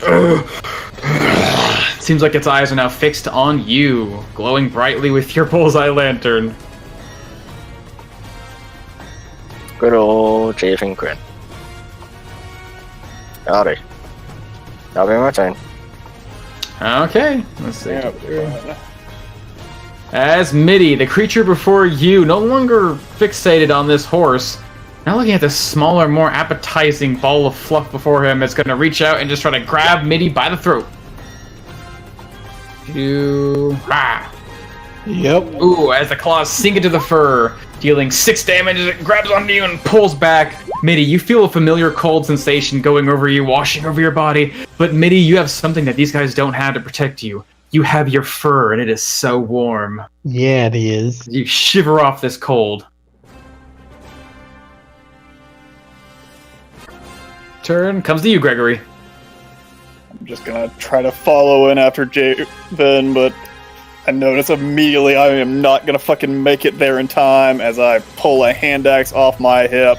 About halfway, I am gonna chuck it at this guy as a hand axe goes flying. It's a lot of fun chucking hand axes, ain't it? Oh, balls. At which guy? This guy right in front of me, Javen, fight. Yep, again, this thing's now a bit more wary of the dangers around it as you see him avoiding a couple of, avoiding and simply absorbing a couple of Javen's blows. This time, hearing the of the axe flying through the air, it just turns and ducks as you see the axe cut through its hair, taking a few strands with it, but not truly connecting with his body. As he dodges through the hand axe, you hear a strange sound following it. After the you hear the woof, woof, woof, as a great sword goes flying through the air.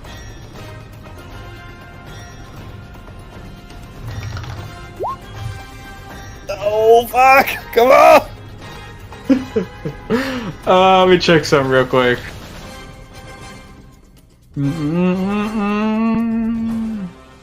As it somehow kills all 3 remaining horses. Yeah, as you throw your great axe, Gregory, you see this shimmering mass of light escaping your hands. This creature turns up and tries to guide its eyes away from it, but the farther it flies, the more it begins to dim and dim and dim until the light is gone.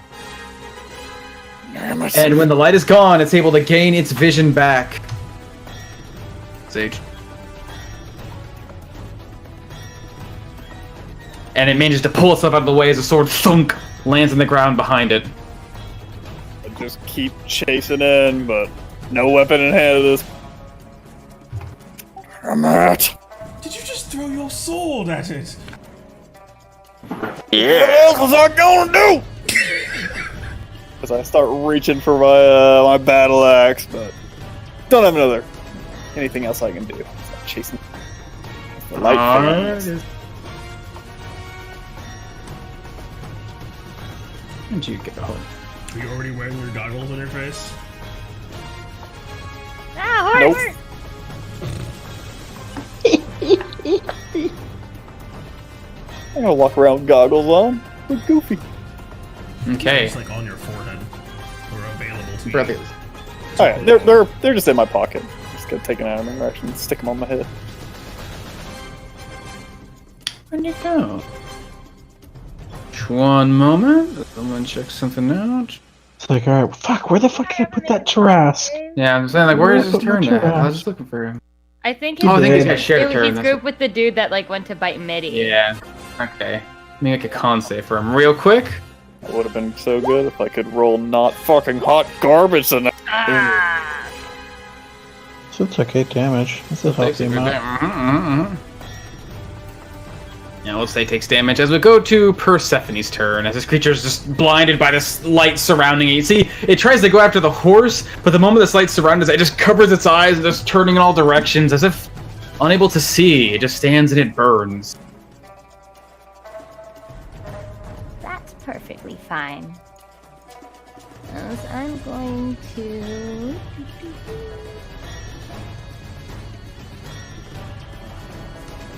just run over here and I'm going to throw a thorn with Adam. Ooh, how do you want to kill him? As my bracelet extends itself out, creating like a woodsy, thorny whip that wraps around him, I want to squeeze him, and my first instinct is to pull him away from the horse, and as he gets pulled back, I want him to come apart. You okay? As you pull him from... No, I'm not okay! Protect the horses. Alrighty, as this creature gets pulled through, just burning as it lands on the ground in this heap of just sizzling, it's almost silver-lighted, decaying now flesh.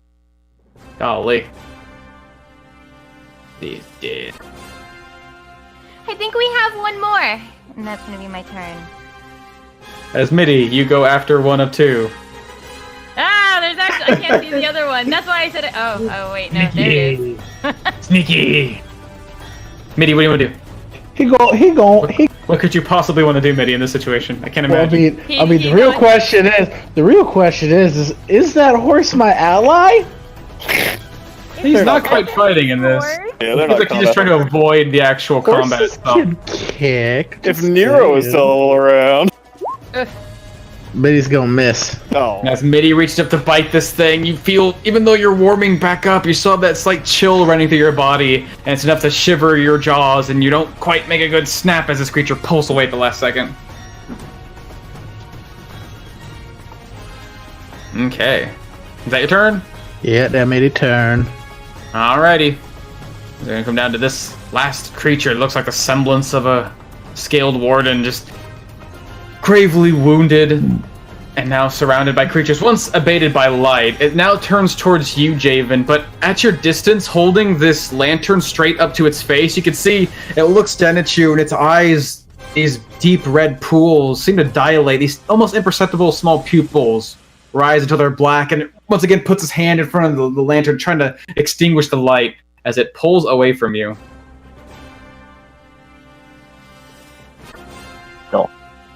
And impaled itself on the tree. Close You're gonna try to punch light. her? Ooh, as that will connect. As you deal 6 damage, cashing into its armor, this time striking in the armor, another chunk of it falls off its body, though it coughs, blood falling from its mouth. Its eyes open back up, and you can see the red returning to its gaze. This time it turns, trying to move away from this bullseye pointed at it. Goes after big old meaty man. Come after you with 2 claws.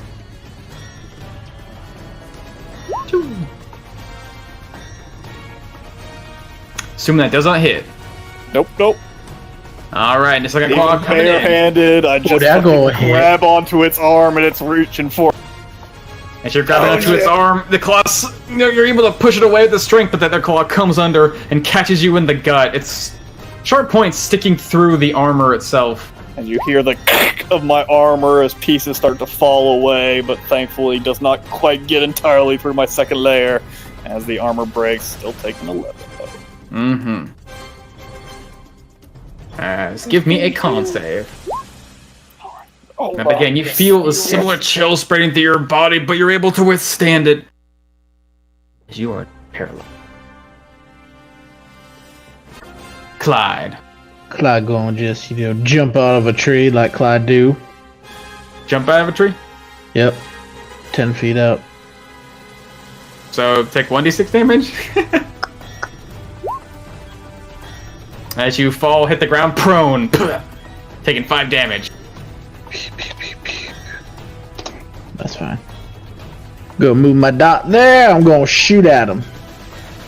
Okay. Come on. There we go. Oh, yeah. As where do you move your dot on his body? I'm gonna move it. I'm gonna move it right on his chest. As the dot rises up to his chest and you fire using that as your target, catching into his chest. Ah! Damn it! Get your shit together, dog. Mitty, what's wrong with you? As you manage to gravely wound it, blood spilling from its mouth and the wound as the arrow sticks straight out of its chest. But as Mitty goes in for a bite, some of the blood spatters across his face, and he bites out at the air. He shakes some of this black blood off of his white fur. That's my turn. Okay, Samantha. Yeah, Samantha's gonna wheel Phobos around, seeing Gregory assailed by one of these little ghouls or whatever. But knowing that we should have this battle on to our side, so she'll take a moment to just try to make a little joke as she will conjure up 2 great big green great swords and just huck them across the map at both dudes in a line, just like hit 1, 2. Okay, give me those attacks. First duder. Second duder. Alright. First attack will definitely hit, as will the second one. Let's see, can you do more than... Yeah, how do you want to kill them? Yeah, so like Gregory's like trying to keep the armor away, and like the other one cuts into him, and I can see like the armor break apart. But like right as that happens, the great sword just both arms just fall away. One of them just stuck to his armor, and the thing just falls over dead. And the second one just gets bisected, from head to hip, I guess. Yep. Yeah, no, like you were taking slides. So like he'll split. Okay. Sure. So yeah, like down the middle. Fell on Jay. Or like that. Like I was thinking like from one shoulder to the other shoulder, kind of split. Oh, okay. So like that. Yeah, like the great sword just kind of like throughs him. Okay. He's dead. It's fine. I'm happy. Phobos is alive. Pet. I take out my horse brush and brush him. Clyde shoots the horse. As these green Eldritch blades go flying through the air in a strangely almost comedic manner, spinning away and flying like swords should not fly, these 2 creatures get split and fall in pieces on the ground. As after a few moments, though still left in this eerie environment, it seems that the danger has been quelled for the time being. Yeah. Guess that fucking thing brought some of his butt. Indeed. Gregory, Huh? Yeah. did you throw your sword? Yeah. Are you stupid? I didn't have time to draw another axe. I already had the thing in hand. So What do you you want me to do? throw a sword, a heavy sword, and you think it's going to hit something. I mean, It would have been pretty fucking cool if it did, though. it would. It was hilarious to watch you do it. Don't encourage the stupidity. Don't be like that. To be fair, I feel like Gregory could That was a kill good someone with a idea. rock if he throws it hard enough. I get it, sure. Thanks. Oh man, how much did you murder my poor horse? Yeah, for 7, he's checking up on the poor horse. Yeah, the horse is... I mean, you could see from one side, his left flank, all the way across to his stomach, you see 2 long, deep claw gashes. Actually, about as deep as the claws you saw digging to the side of that ship. But this time, it's not a wooden, object. It's a fleshy creature, and there's still quite a bit of blood pouring from him. You see him sort of staggering in his step as he's trying to keep standing, pulling against where he's been tied. And he's getting weaker and weaker as he just looks exhausted. It's okay. I'm gonna give him my last little bomb dice. Think. My horse didn't get touched. My horse so nice. All right. It's okay. Like little fairies are just gonna start swirling around the wounds and trying to close them up.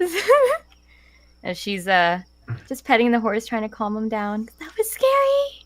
Yeah, it Use your seems like lantern back to Miss. with your healing magic, these tiny little fairies of Elder's Light coming in and stitching its wounds together. Horse sort of shivers as the strange sensation before you can see its breathing begins to calm. It slowly begins to regain its composure. The wounds carefully closing up until they're just now thin lined scars across its body. Oh, my dear, did a good job. You saved like 3 horses. And we go through the body of like the guards that that's really Where do they have Armor. dishes He's on going them? through the body. Just Yeah, just going through them. Finding dishes. Done of Luna going through these creatures with glass bones. Okay, yeah, so going Luna, through their bodies. me an Looking investigation check. specifically for like stuff like mark, like what? something to identify them to bring back to one guy. Show like this is what happened to your guards.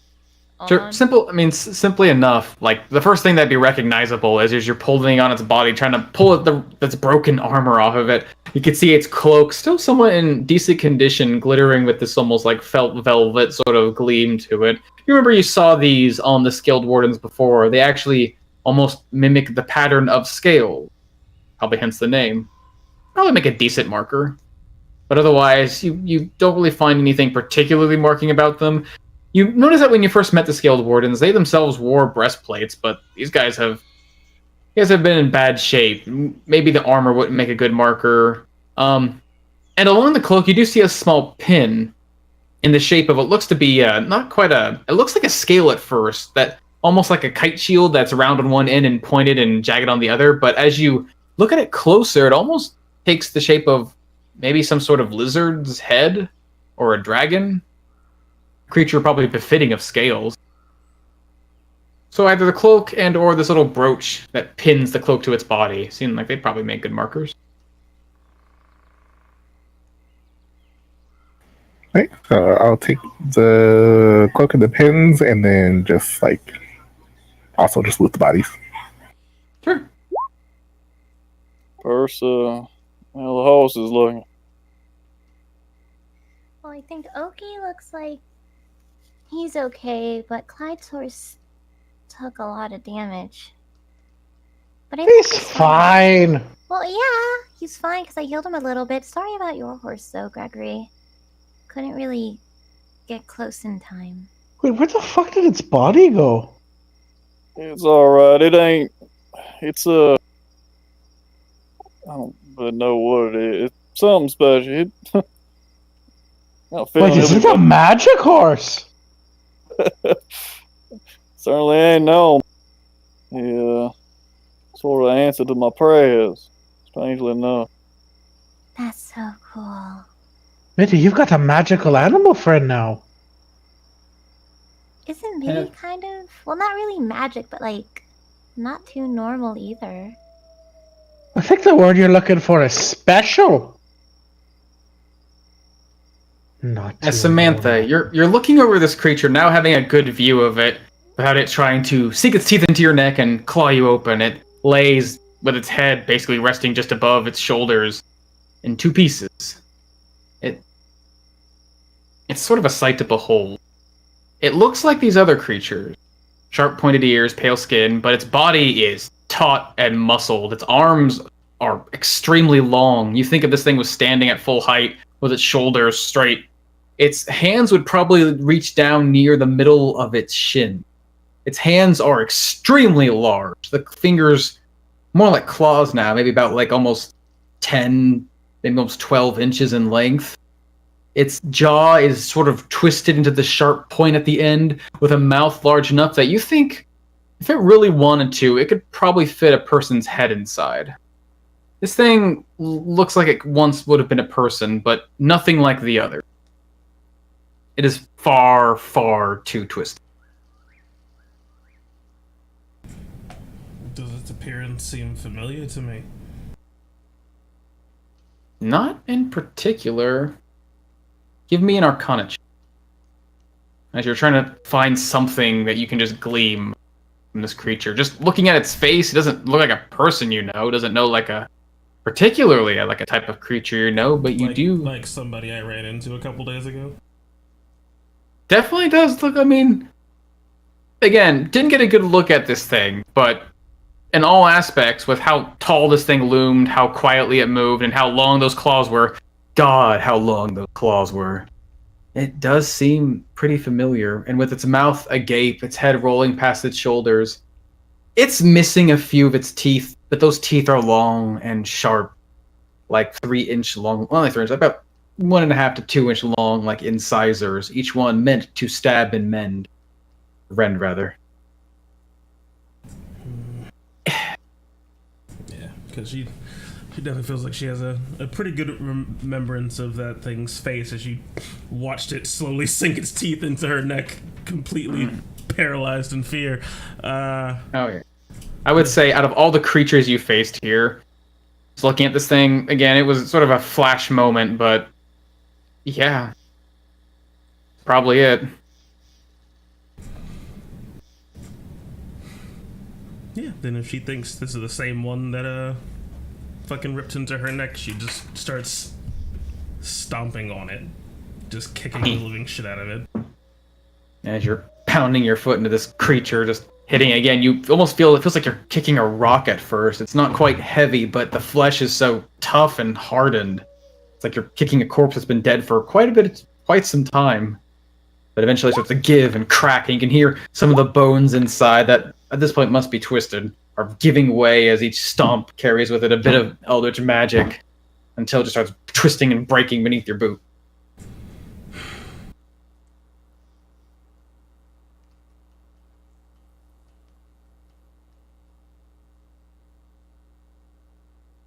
Well, I guess Samantha got her revenge. Yeah. And In any case. as you're sort of looking around these creatures, you're saying just looting them in general? Is that what you were doing? Yep, that's what Nick was doing. Okay. Yeah, you're Still sort of doing it. peering around. It looks like the ones that should have more armor on them, scaled wardens. Seems like they've probably been out here for a while. Their feet are actually bare as they stand out in this open area. Seems like whatever valuables they may have had, besides scraps of armor they wore, are all but gone. The ones who seem to be really wearing more of these outfits, more objects clinging to their bodies, are these other creatures, which, now that you have a closer look, their ears are much longer than the other creatures. It seems like the victims of this plague have their forms twisted with pointed ears and gaunt faces, but these ones, ears are far longer, and now that you get a better look at it, it almost looks like these are probably elves at one point. Going through the armor, the one next to you, Luna, you sort of pull open its armor looking for something like maybe a coin purse or a marker or something. You actually find, with your insanely high passive investigation, just feeling around, you feel a lump inside of its own armor. Something that you can't see, but you can feel. Your fingers sink underneath this flap, and you pull out a journal. A small little notebook stained with water that's since been dried, and currently smells horribly of death. Do a quick look through the book. Okay. Glancing through, flipping through some of the pages, you pick up on a few words. It's actually not written in Elvish at all. Strangely enough, like most of the things you've been finding, it's actually written in Common. And you pick up on a few words that catch your eye immediately. That's like, hold on, what? And you go back and double over some pages. It seems like, just from a quick glance over, this belongs to someone who didn't want to be caught. Someone who was taking notes on something, but kept these notes hidden away. And unfortunately, they carried them with them into death. It sort of talks about, it seems like a group of smugglers, a boat known as the Little Victory, and the horrible things that transpired that eventually seemed to descend into madness as you find Smuggler's Journal. Ooh. We get to read journals in your game. Nobody read the journal in my game, you fuck. I fucking There, love wait, there was a I'm journal in I'm your game? literally still writing Percy's journal. Like, I love this shit. Right The fuck before you was went that into journal Tobin's in your little... game? Right before you went into Tobin's little dungeon thing, there was a journal, and Lannister picked it up, and I was like, you find a journal. And you're like, oh. Unfortunately, Lannister picked it The up. last time it was mentioned. Lannister picked it up. I was like, oh, look, a book. Yeet! Yeah, just gleaming over some of the pages, you pick up on a few words, a couple of them somewhat familiar. You pick up on the name of something called Atlas Black. Maybe a person, maybe group. You hear mention of something called the Gilded Coffers, whatever that may mean. And from the gist of it, it sounds like maybe this person has been with these smugglers, but not quite in league with them. Possibly a rat or a spy for another group.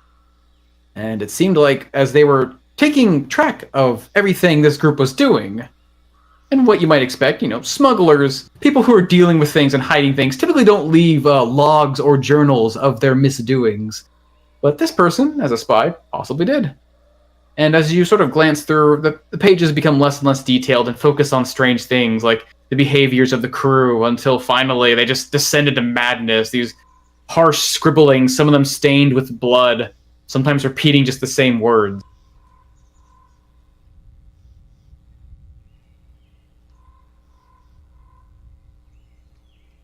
As Omen debates, should I fucking read this? How long Everybody I'll fucking sits here for take? the next 5 minutes and reads it. Yeah. As you... Oh god, there's so much. Oh, there's a lot, baby.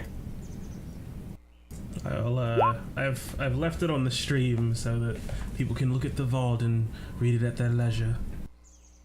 Starts off pretty calm, mentioning some of the names of the islands that reside within the heart, one of them being Ball. Seems like this person's been keeping track of distributors, those in connection with this Atlas Black.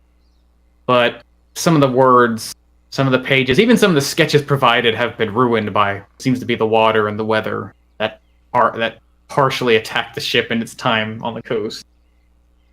Beyond that, it eventually leads to the island of Stroma, where your interest seems to lie. Seems like this place is seldom ever visited, and for someone trying to get their foot in the door with some local inhabitants who might be interested in some, especially something as addictive as pearl sugar, Stroma's the place to go.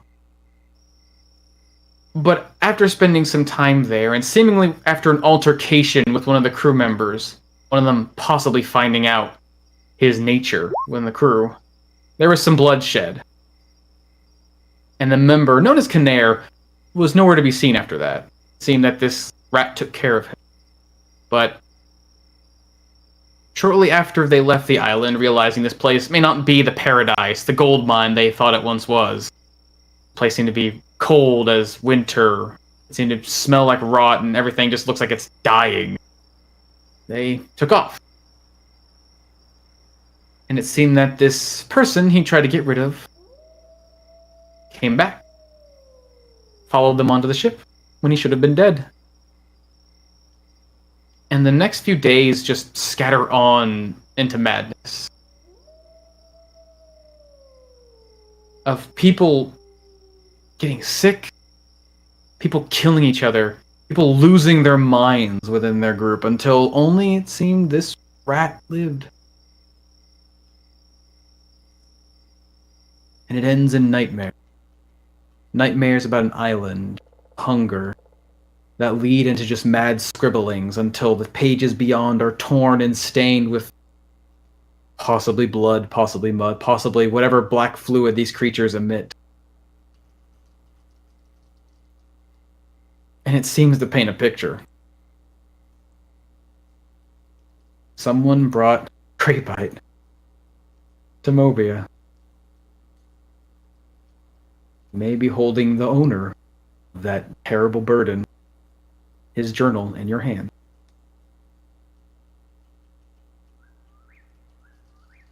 Okay, solved. Walk away. We're good to go. How much of that does Luna share with the family? Are you found anything, Luna? share everything. We're dead sweet dishes, so that's why I'm not talking. But yeah, I share everything. Yeah, Luna totally reads it to us in amazing character. It's amazing. It's a great story. Mhm. Oh, you're really good at reading stories, Oh, this is Luna. boring. Flip. This is interesting. Well, I mean, there you have it. So now we know for a fact the island is the source of this problem. Wait, does this mean we need to go to the fucking island? Yeah. It's weird because it says the island it hungers. That's not something that someone would just say, even if they're delusional. Or maybe he's just not good at writing shite. Well, didn't Bitey also say that the island was calling him when we had Marjorie make him talk? I do remember something about something calling to him. I don't know if he said it was the island or not, but you've been more, I don't know, focused on this whole Grey Bite Locasta business than I have. If that's what you say that he said, then I'll take it on your authority. Should we perhaps pass along this information to... What was that blasted elf's name? Alman. Dick. You said, oh, what was it? What's that for? Alman. Yes. I figure Am I it's pronouncing that right? part of the payment, I guess. So we can talk to the doctor.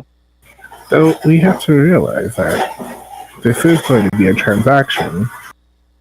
Yeah. We're not going to share everything at once. We have the liquid map and we have this journal. So we need I don't think to- we show them the liquid map. I know, I don't think we show him the liquid map either. Let's just give him the fucking journal. Could be more useful in the future too.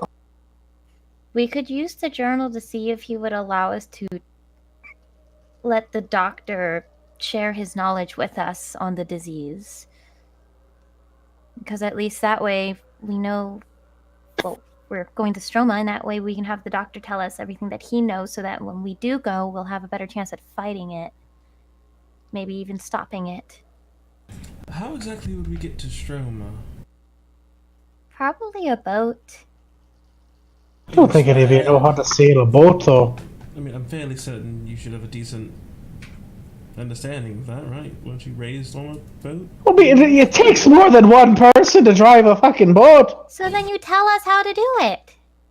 Oh. Where the fuck are we gonna get a boat? What, are we going to leave him in charge? Do you know how to ride a boat? How to steer a boat?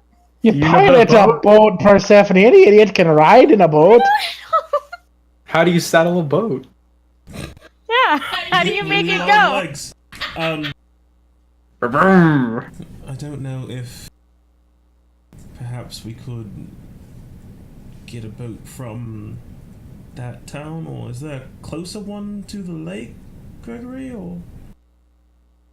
I mean, there's gotta be. Again, I don't really go all that far, not in this direction. So, I don't think Boston fishes much, but it's gotta be something. I doubt find anything of real size, not like the ship we just saw, but maybe there's a fishing village or something around here. We'd have to ask him. How badly damaged was the boat on shore? Like, would we not be able to use that? Did it look You like notice it had scratches on the sides, and you notice there's maybe a couple beams, basically making up the shape of the mast that were cracked and fallen off. But that's sort of the strange part about this boat that, looking through the journal, you learned is called the Little Victory.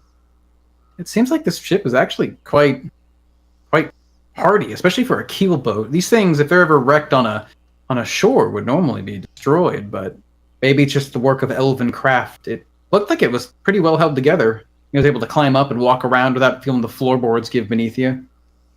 Maybe we can just take the Illyrian ship back to Stroma. Well, we're gonna have to fucking fix it. Then we gotta get it back out into the water. But that's the thing, And then though. we need some If it sails, and we need some but if- rigging. But if it crashed, shouldn't have been worse? Especially need a if it was fancy there for a hat. while. I'm sure you can probably get a hat back in town. Were the sails and rigging ruined, Clyde? I think back. Weren't like, they? You said climbing- they were, like, I know because I was trying to climb the. That, strangely enough, you didn't actually. I think it looks like there were sails. They were torn, but they weren't quite destroyed. They were, strangely enough, Clyde, with your expertise and time spent on boats, they were actually quite small. They don't seem like they'd be used as well. If they were used as sails, they wouldn't be very effective. Ever. It'd be strange. But then you also know, with your travel and your well spread, I guess probably seeing other boats out on the ocean, elves always had a strange way of engineering things with simple materials like wood. They're able to make not quite mechanisms, but have their own sort of strange way of engineering things in a streamlined and natural manner. Y'all talked about holding back information to the village master. I mean, maybe we could sell it to him or something for some labor. Try to get some people come out here and fix up that boat for. I mean, I can fix the boat. That's no problem. Yeah, perhaps just the resources. I don't want him to be able to lay claim to the boat because I just realised something. I remember looking at that map. This Stroma, or whatever island it is we need to go to, it is a few days away, and that map. My understanding of enchantments and how they truly work is limited, but I feel like that map would be more useful for navigating on that boat than perhaps trying to get a different one. I don't know. That I don't makes think it's sense. that far though. I mean, we could technically also just have a boat. Yeah, well, I mean, I'm just saying, lend us some fellas to come help fix up a boat. Like, I mean, I could cut down some lumber and stuff for it. Clyde, I've seen you work with wood. I ain't saying we can't do it. I mean, it seems like a job. It's gonna take us a week or two to get it back to. But if we get 10, 20 fellas coming out here with us, I bet we could get it back to moving. That would be fine if this wasn't infested by greybite victims. I don't think we're going to get a work crew out here. Yeah, we wouldn't be able to camp safely, and then, I mean, we could probably defend the boat rather well, but then there's the issue of the tide and what exactly takes place during that period of time. I don't know, it doesn't seem like the boat moved a whole lot, otherwise it would have crashed up against the cliffs, right? So, Well, it's because it's got holes in it. The ballast was all off. It wasn't floating in it. The water would come over its side. so I mean, If you patch it, though, it would float. yeah, that's so. If we could make it airtight quickly enough, we could hold down the boat. I just don't know how long that takes, honestly. I can't say I've ever spent any time hammering nails, as it were. Yeah, no. Also, before I all know this, shit, Bill. we still do have to go back home before all this. Wait, We back have to get Father Oakwell? Victor back home. Oh, shite, that's right. Yeah. Are we supposed to get him back home by a certain time? I mean, no, but are we just gonna like tell him to stay while we leave for like a week or two? Well, I mean, him and the leader of the village are great friends, you know. I don't think he really understood how to interact. Oh, okay. Now you have a concept of sarcasm. I mean, yeah, it definitely didn't seem like Father Winter was planning on staying. I asked him if he wanted me to, plan to get a couple nights at the inn. It seemed like he was getting ready to go the next day. Yeah, we might not be around here much longer anyway. Well, I mean, we might just have to get back to town and then ride back out to the boat. Okay, so how exactly do you want to go to Stroma then? Do you want to try to get this town master to lend us a vessel, or should we try to take... you said it was the small victory? Luna?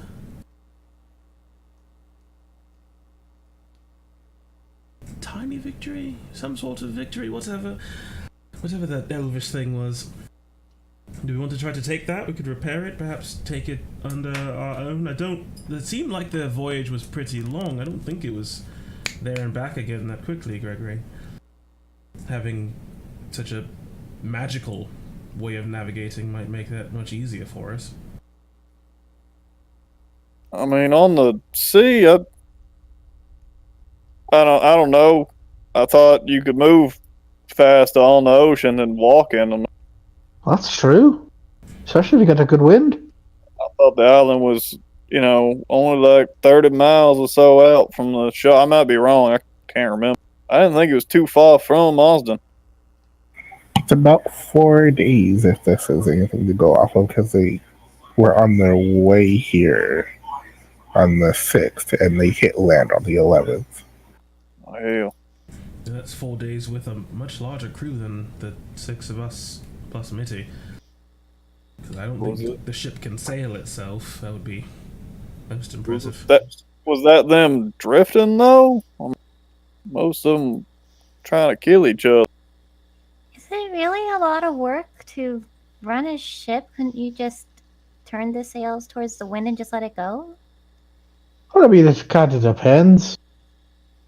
I think the sickness started really affecting them on the 8th, and then on like the 9th they were just drifting. Persephone, you I could believe. do that, but then if everyone's asleep and the wind stops or turns, you could end up adrift and going in a completely different direction. Someone has to be... Oh fuck, I don't sleep. Well, I guess we could get there quickly.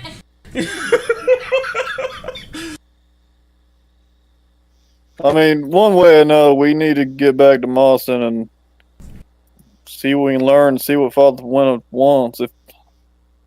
If we need to go to Strowman now, Father Winter could just stay in Marston, or he could get an escort from the Scale Wardens. I don't really like the idea of not being. No.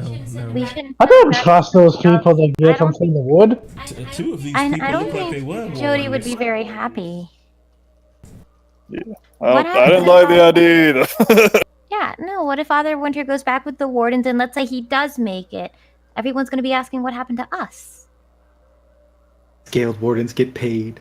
Yeah, exactly. We're the ones that are supposed to bring him back so we can get the paycheck. Oh, shite, that's right, they got all of our money. We gotta take it back. We could use some of that money to acquire the resources we need for repairing... What was it again? The Little Victory? It's a boat. I think so. Things have names. Yeah, but you've got to rename it, though. It's the Little Victory. Yeah, well, we're changing its name. Well, once we fix it. Yeah. So we're fixing it? Isn't that bad luck? Yeah, we No, did it's talk to The boat's already bad enough luck. Everyone died on it. There's another way. I don't really like the idea of fixing the damn boat. It's sat underwater for months. I don't think fixing is going to be a small job. No, it's easy. I can do it. How long would it take you to do it, Clyde? I don't know, like probably a week. A week? Like maybe 2 or 3 hours. I could probably have it done. It's a big up job. We can knock this wall down and put some plaster right Maybe here. a day. Clyde! Yeah, You looked at that boat. I did look at that boat. So you're probably thinking of the questions that no one's thinking of, like, why was that boat stuck there? Why did it sink? And it was obvious there were holes in it, so obviously the boat was up and it stuck. But at some point, a rising and falling tide should eventually start pushing that thing away. But you do recall seeing that this thing was a keel boat, which means it has a large bottom that helps guide it through these more shallow waters like lakes and rivers. You haven't seen these things too often because you're more of an ocean man, Clyde, but you've seen these things on the very edge of coast when they're testing out these boats. You do know that you do remember that when this thing beached itself on the sand, its keel was just buried. Yeah. It was just lodged in the shore. It might take some force to get it out, and it'd be hard to get some horses on the sand to actually get enough force to push it, but if you had enough strong folk, enough strong things trying to wedge this thing free, boats, while large, aren't particularly heavy, in comparison to more stout-built, vehicles. And as long as you have enough strong folk, you might be able to push it free. Yeah, I mean, we could push it free. It'd only take me a little while to fix it. Say the repairs might take a day or so, just from what you saw of it. It'll take a few days. Patch jobs, especially with your ability to work with wood. But the hardest part would be just getting it off the coast and back on the water. Yet again, ladies and gentlemen, the reason why Mold Earth is actually a good cantrip. Yeah. You have Mold Earth, don't you, Persephone? I do. Yeah! Yeah. We're gonna win! Too We're gonna win the game right sorry, there! Bourbon. I'm sorry. We're apparently we're going full HGTV, my dude. We're fixing up this boat. Fixing up tonight on D&D. Okay, I'm so not we gonna go do it, back not in my to game. so we can. Clyde, you did say we just needed to push the fucking boat, right? That was in character. Well, I mean, we've got to dig it out. I mean, it's like it's wedged in there. Does anyone? Can anyone like move a bunch of earth like easily? Otherwise, Mold Earth, like the way you see. Otherwise, we're gonna have to get like a bunch of horses. I'm just gonna stare at I don't Clyde. think we've ever seen you use it. No, you haven't. No. So Yeah. I'm just gonna stare at Clyde. I'm just gonna like wave my hand and just move the ground beneath him literally right up. What the fuck? Would that work? Well, that worked really easy. I don't think it gets any more loose earth than sand either. So we go back to not Stroma. We go back Boston. to Mosden. I have too many names in my head. Okay, we go back to Mosden. We figure Right. out what we can get for the journal. If we Right. can get any information from Dr. Faust, we get it so that we can fight the Grey Bite. If he can come up with any other antidote besides the Sacrosanct Drought that I have, we make it, we take it, we go back to the boat, we go to Stroma. What do you So we think can Father take Winter's gonna be? home and What do you think he'd want to come with us to Stroma? That is the I worst don't want idea to. ever. Why? What we heard. Why? Don't Then he influence can us. stay on the boat. I mean, from what we know, Stroma is I mean, it might be a ghost town. It sounded like Lacosta left that place with everybody on the brink of death. Do we even know Why if would- anybody's still alive there? Why would people still go there though? Then They probably don't know. Did it mention in that journal if they actually, saw people or did business? Oh, They went there for a transaction, and then they completed that transaction, and I think one person came back after being missing, and then got on the boat, and they came over here, and on their way, sickness started to spread. I don't think yeah, because that the spy fellow. sickness is like everywhere in Stroma. It's probably similar to like here, where some towns are kind of safe, and then the forest or whatever landscape Stroma has is infested. Well, I mean, so either there's people still alive and they met with them and it's all okay, or they just met some fella on the beach because they weren't exactly working on the most up and up business.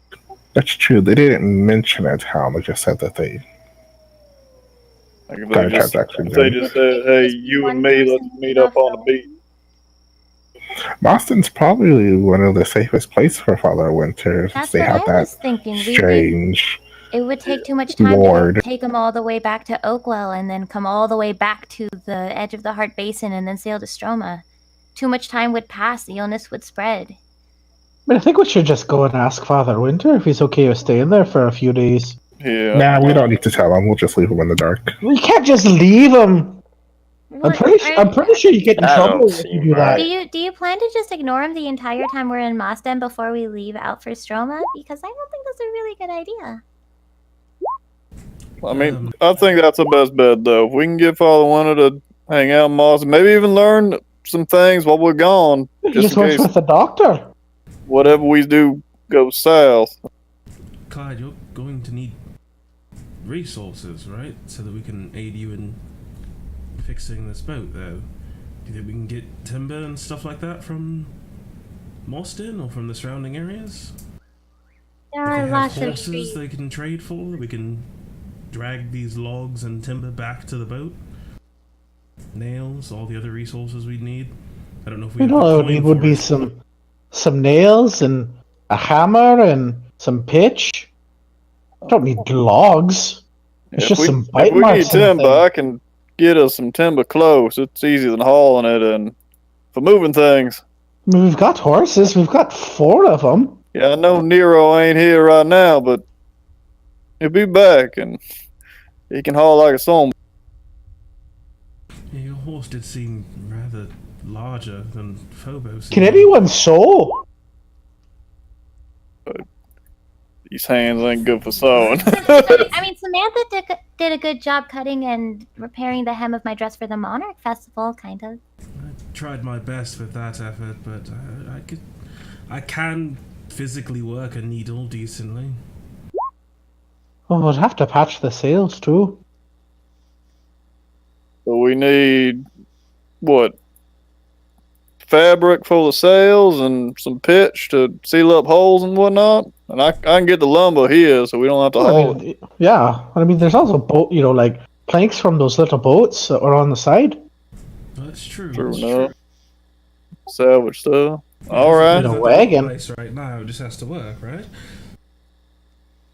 We All right, well- supplies for the horses. I'm assuming we're taking them with us. It looked like there was enough space as I tried to recall the underbelly of this huge ship. The keelboat wasn't particularly large. There'd be plenty of space for you guys to hang out on it. Bringing horses on would definitely crowd it if you wanted to bring your horses.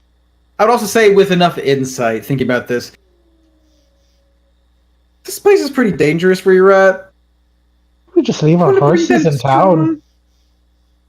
What was that? God? Saying this place where you're at currently is pretty dangerous, and taking Phobos with you closer to the heart of this desolated area. He will die. Imagining your horse being carried off across a great body of water to a small pitch of land, where supposedly, I mean, as far as Gregory's implying with his own insight, that's probably filled with death. Yep, so if you take your horse with you, the DM will kill it. I pull up my warranty that I bought with the horse, and it says plot armor right there for a year. I don't know. Yeah. I don't know what I saw it says. the Invincible insurance. plot armor a year. Yeah, right there. Yep. Well within that warranty. Yep. As I complete my mind vision, I see all 1 million. It's complete now. I see every It just flashes of your horse dying over and over again in terrible, horrible ways. You're like, Alright, I've seen every possible future, and he always dies. there are no possibilities of success. Duly noted. Put your time stone away. I don't feel so good, Samantha. It's ferocious pain. Okay. Alright, duly noted. So we just need rations for ourselves and that kind of supplies. But we can get that in Mosden. So we want to try to leave Father Winter there. I'm sure he'll be amicable if we tell him why we're going to deal with this. We don't need Yeah, I don't supplies. think he's gonna bother with it But too we do much. need to stop by Moston regardless. We do need fresh water, don't we? Yeah, we ain't going now. We need to go back to town. We do need need to talk to water. the village Yeah, we definitely to need see water. what the doctor can tell and resupply. Yeah. Unless that We lake don't is a need food. freshwater lake, Clyde. Do you know that? Well, I mean, even if it's fresh water, you still need a way to purify it. That's fresh water, but, considering the circumstances, might be questionable. I mean, I could. Zombie water. I mean, I've done that almost every morning for years now. So Dysentery. if it's dirty water, I'll make it good. Oh, you can clean it. Yeah, Oh, good. I used to do that again every morning at the church because sometimes the food for less needy is less than great. It's okay, they're dirty. Yeah, and I have magic that can help purify water also. I had to do it when I was traveling to Movia. Oh, perfect. We don't need food. I mean, I can make good berries. That's all you need in a day. 1 little berry. I mean, I feel like we should still get some real food. I appreciate it, Clyde, but I sort of like to cook, Well, I'll catch you some Something to fish. it, right? I mean, good food. It's more good than for the just. spirit. Yeah. Then you make pretty good food. Thank you. Since we're going But to let's be- get the hell out of here. We Forest. yeah, this is. I'm shivering with this damn mist, and it's seeping in my bones. Plus you will The must longer be you guys are just standing around, the more this vapor in the air starts to accumulate, hanging on some of your clothing, and it's just like it's getting colder and colder. Maybe it's just the night, but again, it's spring going on summer. It shouldn't be this cold. Some of you can start breathing and seeing a soft fog come from your own breath. Plus, some of you are still moist from the splashing in wet sand from earlier. Let's get again. As you guys travel on through the night, as it seems like after you guys done your investigating, it seems like it's pressing on to the evening. You gonna make a camp, or you're just gonna press on through the darkness? We at least try to get out of this fucking mist to where it Who starts wants to feeling stay normal. another night in my bubble? Yeah, Gregory, you're looking for. You recall coming into this forest. It seems like once you got past, like maybe the first day of travel, the mist began to build. And since you've been around here, especially so close to the coast, this mist is doing nothing to subside. It becomes a little easier to see it. Maybe you can see like 70 or 80 feet, but it's still not great. We are not breaking through this shit. Hmm. Yeah, Purse, can you do that thing you did last? Yeah, we're just gonna rest here for the night. Well, that's fine. Got ways to go, and I don't see this mist breaking anytime.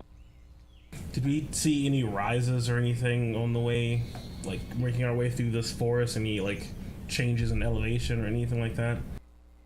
Yep, there's a few. The Elder Bark sort of has these scattered rises and falls. It seems like there's almost like in some places it seems like a natural hill, in others it's like this sharp crack, like almost like a sharp steep rise. And surely enough, the closer you get to the coast, they seem to be more prominent, just like you saw on the southern edge of the Elder Bark, heading towards Thistle. You see them too in this area.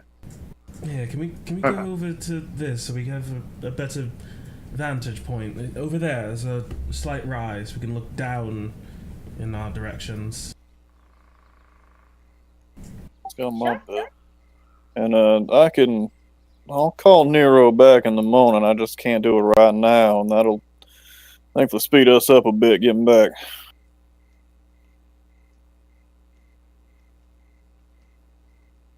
Alright, so once we find a place that we're nice and settled, I'm gonna just hold out my palm and let a flower of light bloom right out of it, spitting up magic, and a nice glittery ball just softly forms around us.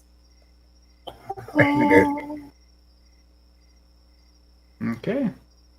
You guys sort of make yourself your safety bubble. Again, these little glowing spores fill the air, giving your vision a bit extra edge, able to pick out the slightest details, while from the outside it becomes obvious that the light does the opposite. It almost drains the light, leaves you in the shadow. Even the fire you would set if you decided to make a campfire is basically invisible from within. Let's sit fine.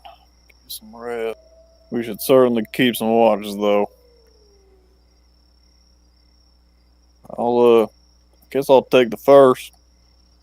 Y'all need something, man. I'll take second.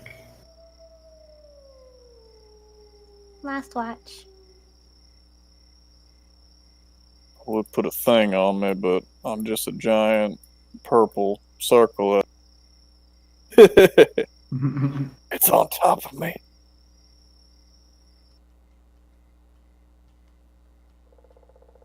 I see Samantha's turned into a Christmas tree. That's good.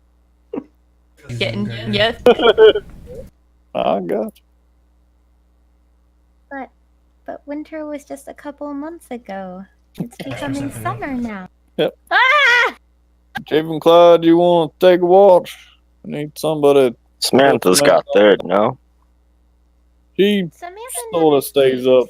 Yeah. I mean, technically speaking, we could just let Samantha do it the entire night and we can all just be asleep. Okay, good That was night. my idea. I do. That should be fine. I guess. Here's your lantern, Gregory. I'll take third watch. I Oh, don't yeah, mind. thanks. Enjoy. Leaning up against the trunk of this tree. Ugh. I need to get me a hooded lantern too. Damn thing. Get a lantern that can just do all the little bits and bobs you want it to do. You think you could do something where this thing just opens up, but I don't know. I mess with it. Just home. It may be something I'm missing. I don't know. I'll fiddle around with it tonight, I guess I'll watch.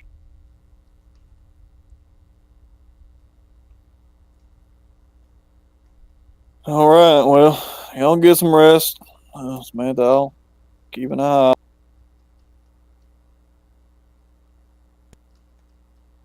Before I go to bed. What are you up to, Clyde? Oh, making your good berries? Keeping your berries in your pocket? Feed them to your horse. I'll feed one to my horse, one to myself, and one to Clyde. We got all the food we need. Where's Refresher. that lady? How does resting actually work again? So basically, if you're sleeping, you need 6 hours of sleep unless you don't sleep. Otherwise, you just need to do light activity. Things that don't involve like fighting or casting spells for more than like 1 hour. Yeah, but you need 8 hours in total of rest. Just 6 hours of that normally needs to be sleep. Basically, you're just gonna be doing things for 8 hours, hanging out or like reading a book or like putting something together, something that's not too strenuous or taxing. I can restrain and tax myself for 1 hour. Less than an hour. If you do an hour, you don't get the benefit. You guys, you're basically doing that. That's basically, it's a weird way to make the rule work. It's like if you're fighting something for an hour or casting spells for an hour, specifically for things like rituals, and it's like then you strain yourself too much and you have to basically restart your. Do I maybe perhaps work like a trance kind of situation where you have like 4 hours is enough? No, you just need. You're not an elf. You don't get to quickly regain your composure and your senses. Like after a few hours, you're basically just conscious constantly. You don't get your semi-conscious state. You're just hanging out for 8 hours. You get tired like everyone else, but you regain that energy just by hanging out. I'm trying to like do some narrative stuff, so I'm trying to figure out how long I can do that narrative stuff for then. Yeah, and you can't short rest while you're long resting. Nope.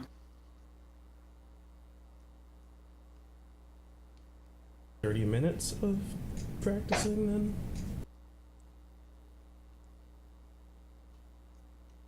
then?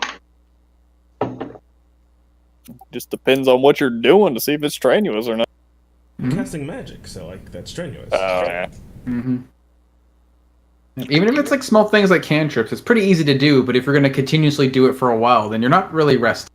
That's more like downtime activity. Yeah. It's like You spend your day doing. it'll be like doing a push-up. Like, yeah, doing a push-up. Not that deal. Do it for an hour. Yeah, I'm just trying to figure out how many push-ups I can do without it like invalidating my rest, that's all. Less than an hour. That's what I'm going to say. 55 minutes. 59.9 minutes. Get your stopwatch out. That's why I said 55. That's why I said 55. Okay. First one. Almost come all out of all that hell. All right. Try that again, Gregory. Did Phobos come out of all that hell all right? Yes, thankfully. I bewitched one of those things to go after another, and when he turned his attention back towards Phobos, I pulled him towards myself. These things... Oh, was you? Yeah. I was gonna have to ask everybody why the hell they stopped finding each other. I guess that explains it. Alright, Mr. Saul then. Yes, I have a talent for whispering in the ears of, well, basically anyone and getting them to do what it is I need them to do. It's crazy magic. I get it. I got something that's sort of like that. I don't know. don't really like using it. It feels. I don't. What are you referring to? If I sort of wish for it, I can sort of just shout somebody down. I mean, it don't last very long. It's not like what you did. I can't make them do anything all crazy, but you know, I've used it once or twice when things were getting hairy. Just trying to stop a fight and whatnot, you understand? Just one of those things. If I yell somebody stop, they'll.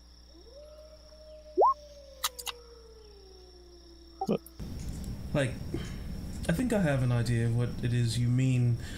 I have, well, besides my whole,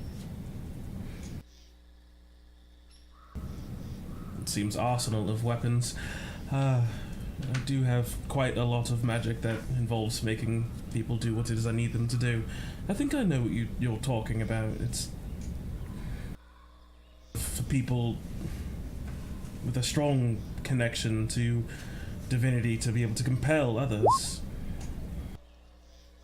Yeah, that's what Father Winter said. Sort of the whole idea when you got a force greater than yourself behind your voice, that it's a little bit too much for me, but the whole idea of, you know, being the voice of God and whatnot. I ain't about to go that far, but, you know, that's sort of how he explained. This is a god's. But I mean, I think a lot of my strength sort of comes from that. When I was looking at you and the things that we've been coming up against, seeing the evil that's hiding away in something, I mean, it's like I'm looking through somebody else's eyes. You can explain that away, like what a god would see. Being able to see the heart of something, that makes more sense than a lot of things.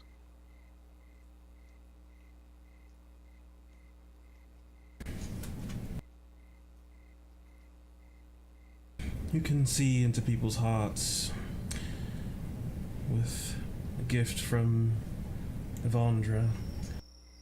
And you can tell people's motives lie if you can talk to them long enough as well. Find out what it is people truly desire, what it is they crave more than anything. It tells you who they really are. I know you sometimes yourself, Gregory, because you have a desire for coin and for, well, niceties in some occasion. But I know just from listening to you, you do not want those things for the same reason a cut purse or a greedy king may want those things. You do not crave power and control over others. You just want the safety and security of those you care about. Yeah. I guess that's the gist of it. But I don't think it's being all great than everybody else. I think even criminals and things, they steal and take because I assume they want something similar. I figure everybody just sort of wants to feel safe.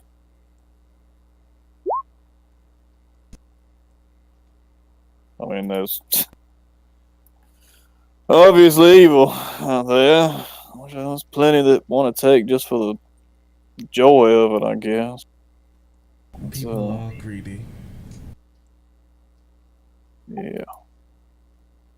So they can give to others or redistribute their wealth to help the people underneath them. They take and consolidate for themselves and only for themselves. Perhaps not every cut purse is, stealing just to steal. Sometimes they have to feed a little brother, perhaps someone who's quick on their feet and smooth with their hands, a lot like yourself, but opposite if you think about it.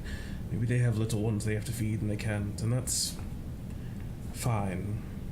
Just people in power, nobles vying for power, playing against each other.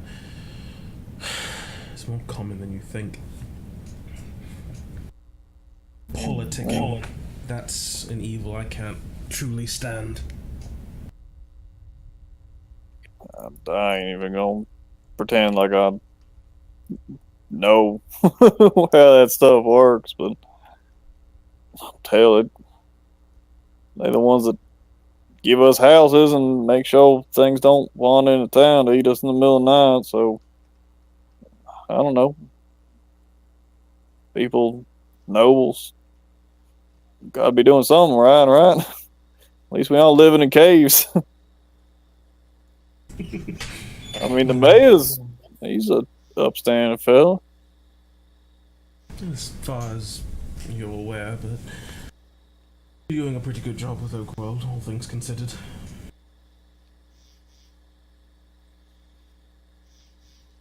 But, yeah. You doing alright with the whole...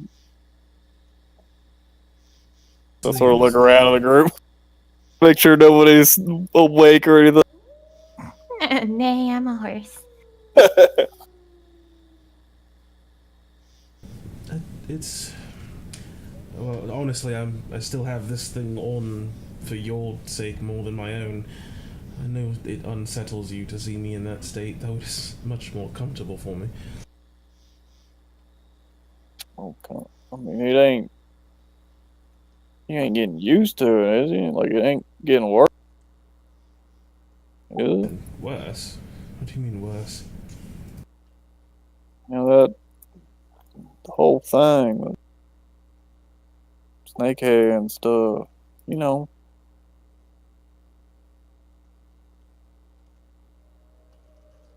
And Samantha just takes off her hood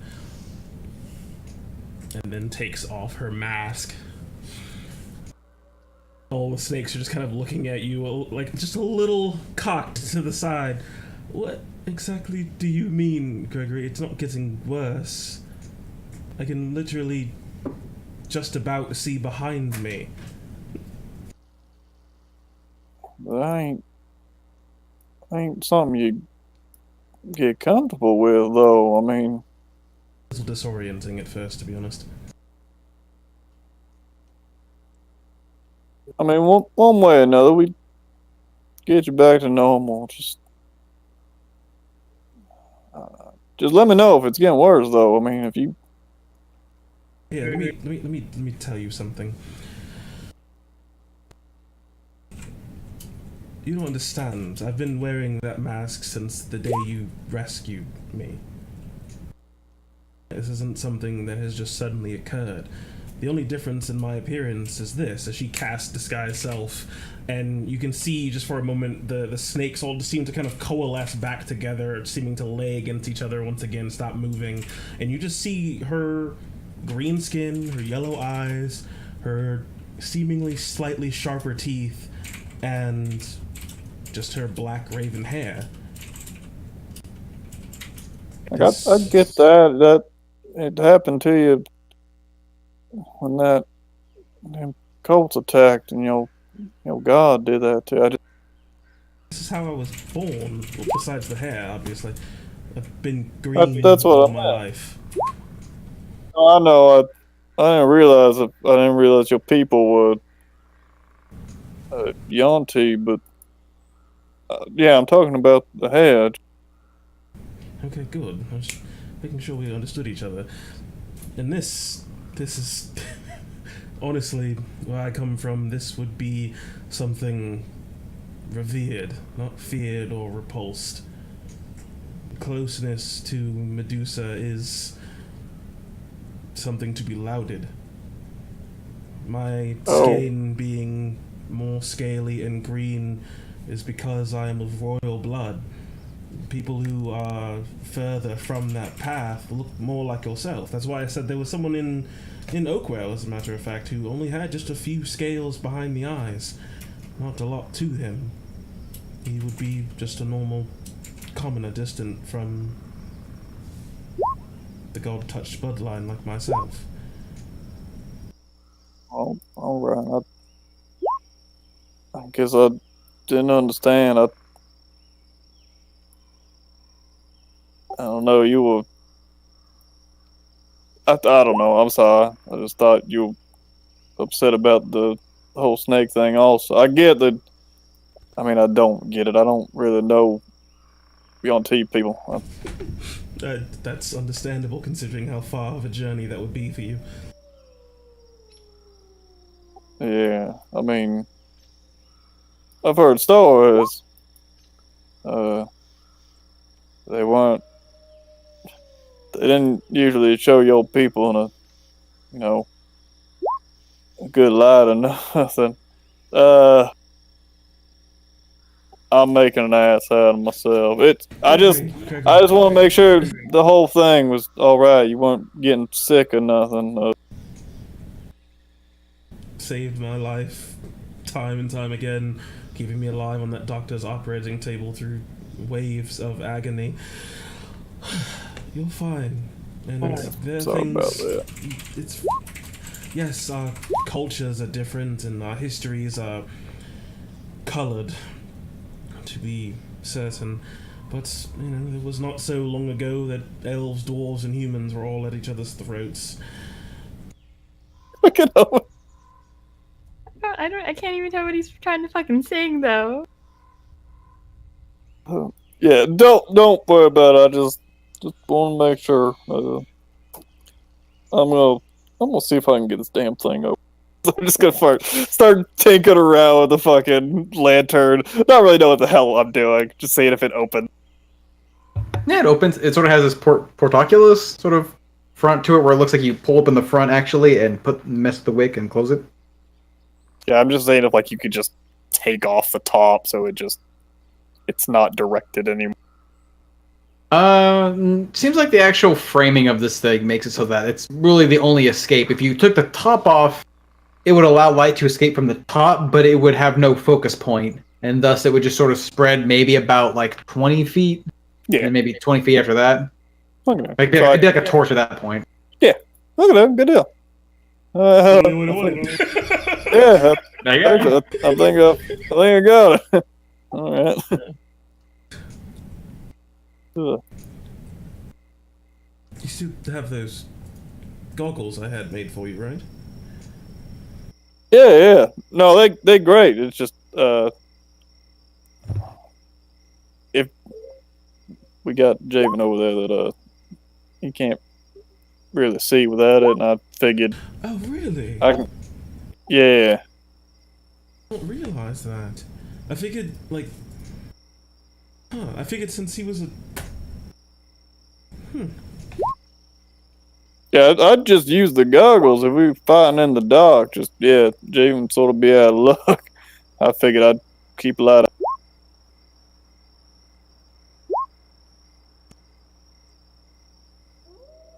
I'll figure out one way or another. Maybe we can find more of these them lenses. Don't they?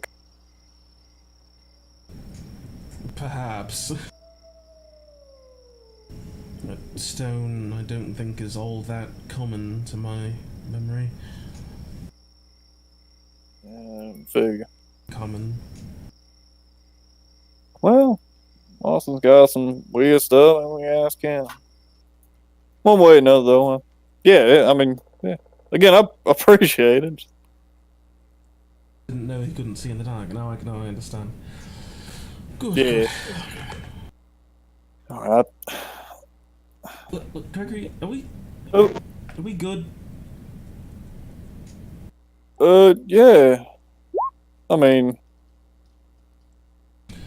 there's a lot on my mind, basically all the time, and I'm trying my best to keep going with what it is we need to get done right now, and my own concerns are my own. But I just need to know that, we're friends. I mean, yeah. all the. I mean, it all makes a little bit more sense now. You were young too, fell in the cave and laid in another cave. I guess it's just what your people do. I mean, I get it. Again, I don't really get it because I'm human, but it just makes more sense now.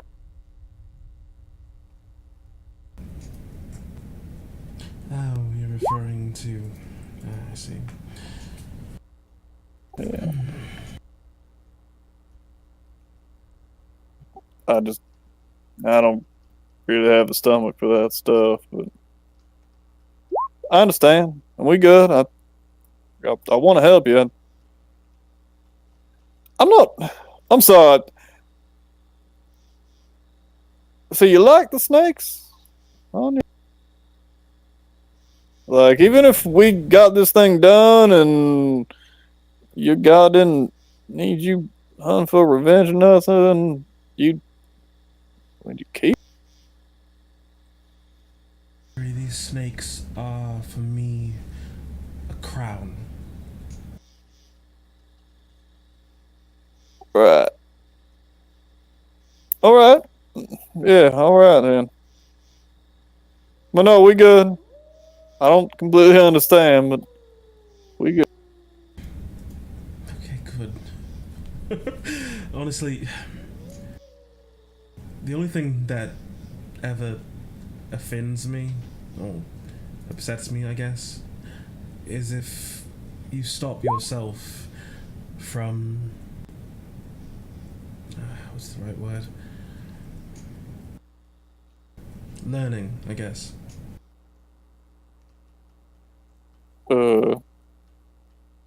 Questions. It's fine. Honestly, if there are things you don't understand or things you want me to explain to you, I don't want to keep secrets from you. Alright. Yeah. So I don't do this very often, but I give you my word. If you need to know something, I will tell you. Alright, yeah. Were the people that attacked your people, were they also Yanti, or were they some? No. They were not Yonti.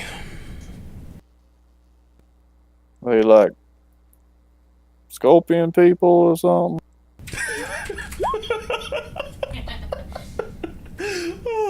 That was a dumb question, wasn't it? I'm sorry. No, it wasn't. It wasn't. I'm from So the I just think the desert. Exactly. I think scorpions. What I think that's all. No, they are. They are very much a thing in the desert. Really? Scorpion people? Not scorpion people, Gregory. Scorpions. Oh, Scorpions. yeah. Sorry. I have never run into scorpion people. I have definitely seen my fair share of very, very large scorpions, like bigger than, you called him Nero? Bigger than him. They are pretty... But no people, no. And no weird giant scorpion centaurs either. Yep. Yeah.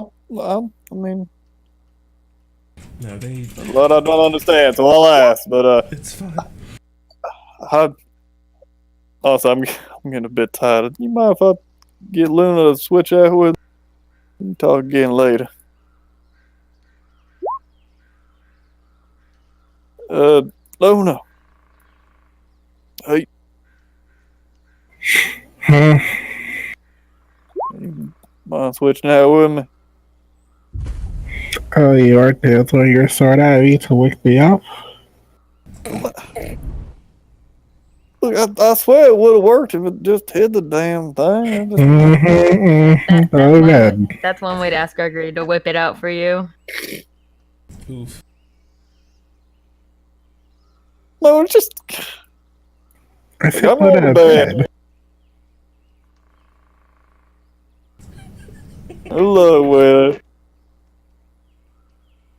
Is Luna sleeping on her horse?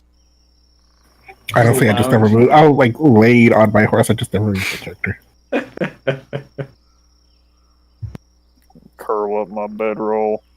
Just throw the damn sword. I didn't have anything else. What else you want me to fucking throw my boot at it? Probably would have worked better. How the hell you hear me? With her very high perception. Yeah, you hear him, Luna. Yeah, I'm not really guarding my voice.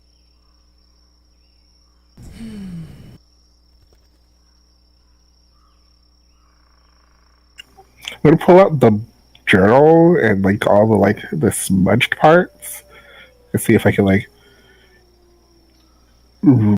really concentrate and try to get more information out. Sure, give me... Just looking at them as they are, it looks like, you'd have to spend some time, quite a bit of time, just going through each little part and just trying to discern any more gleaming piece of information. Might take, up to an hour to something. Give me an investigation.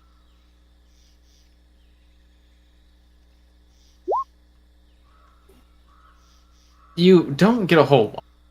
These things have been stained in water and other things for quite some time, and it looks like the ink used to write them down in has been basically ruined. If you're trying to discern what was written just by the imprint, the page has somewhat flattened itself out, but you do make out something of at least something you haven't gotten before.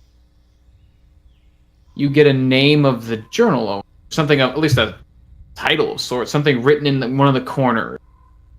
Every so often the page has this little marker on it, but either it's been scribbled out or blotted with blood, but one page just seems to have been stained in water, and you're able to look at this thing, maybe even with a bit of magic, try to pull out some of the debris and just leave this imprint of a name.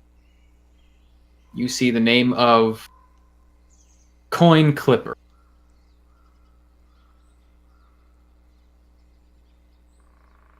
But that's really all extra you glean.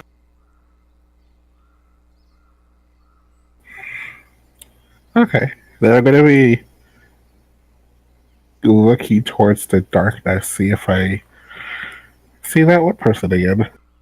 Okay. Just looking off into the dark. Thankfully, with this bubble around you, your senses, especially your eyesight, is incredibly sharp. Possibly how you're able to just hear Gregory as clear as day. Though you probably could hear him anyway, because they're sharp. Looking off into the darkness, still somewhat obscured by the fog. Hard to really see anything. You just see the shadows.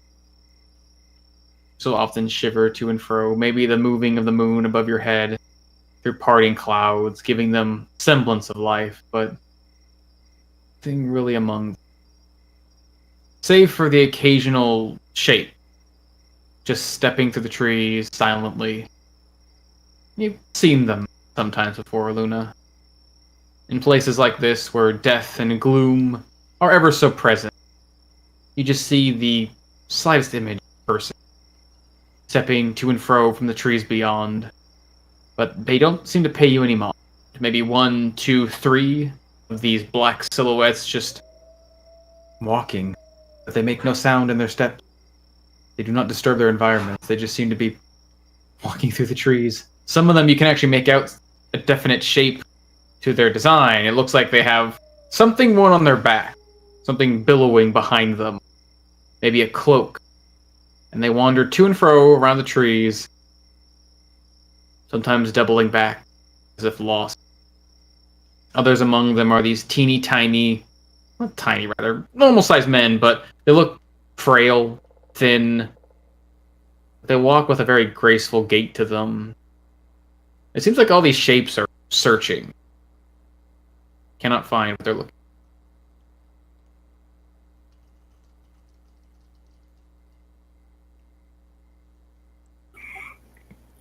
If one comes closer, see if I can approach one of the white ones, not the black ones. Okay. As you're watching these things, eventually one of them doesn't seem to take any notice of your presence as it sort of stumbles closer. You can see more of its shape again, the leaves around it just very gently parting as its presence is made known, and even within the protection of this bubble, some slight warmth giving you this gentle room temperature within becomes a bit chilled. Your breath becomes a bit icy. And you can make out the vague shape of what looks to be walking, living shadow.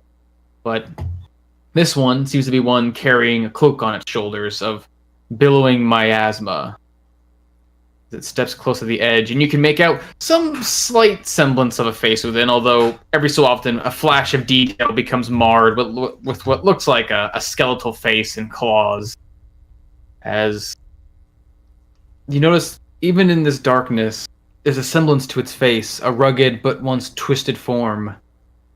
It simply just looks within the dome, over you, past your allies, past fire, which it doesn't seem to really take any notice of. Just stares off in the distance, up, probably closer to the northwest, and then down to the southeast, as it just stares off in this direction. No, stop it. It's...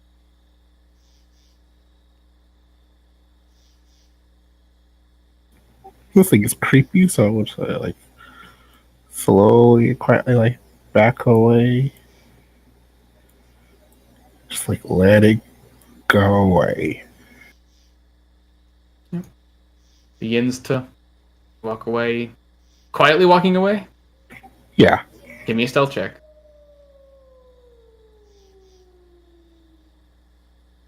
Does your thing give advantages or anything for stealth? I think it just gives you a bonus. Mm-hmm. Doesn't actually give advantage. 23. As this thing doesn't seem to notice you at all, it turns. You can see again this cloak of shadow billowing behind it. And again, just as its appearance, its face flashed with a moment of detail. So too does the cloak, as it seems like for a moment there's this shimmer of light along its surface, making this rough, but somewhat, with your eyes, discernible scale pattern just begins to walk.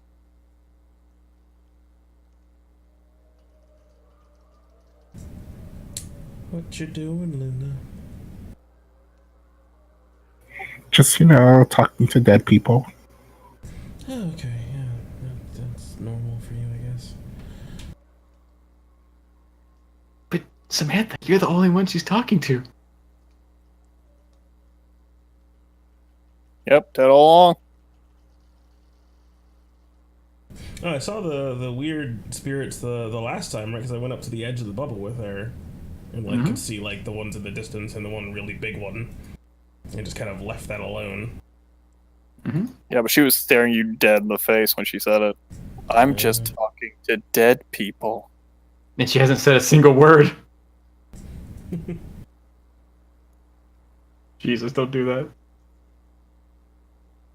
Because, yeah.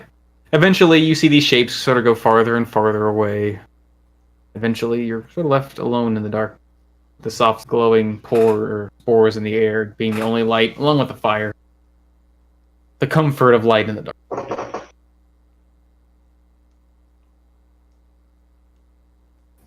Yeah, let's do that for the rest of my watch, and then nothing happens. I'll go wake up Clyde. Yeah. Nothing seems to happen out here.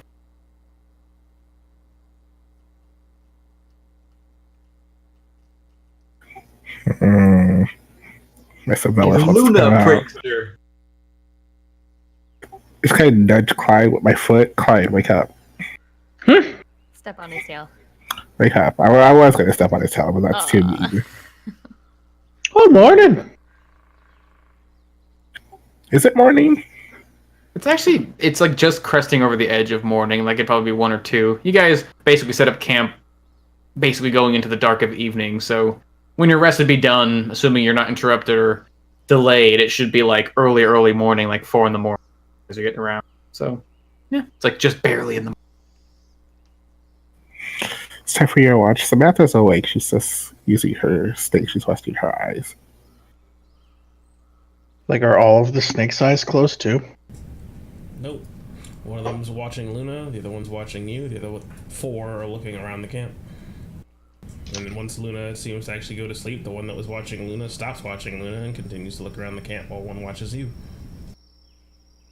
I'm gonna feed my little snaky a berry. pulls out a berry and holds it out to the snake staring at him. It takes it. Very straight to the brain. Alright. Sort of a strange sensation as you don't taste it at first for a moment. It's just you just feel this thing swallow. You can feel the strange pressure going down and eventually it fades and then it hits you. Like a few moments later, like you just tasted something really sweet.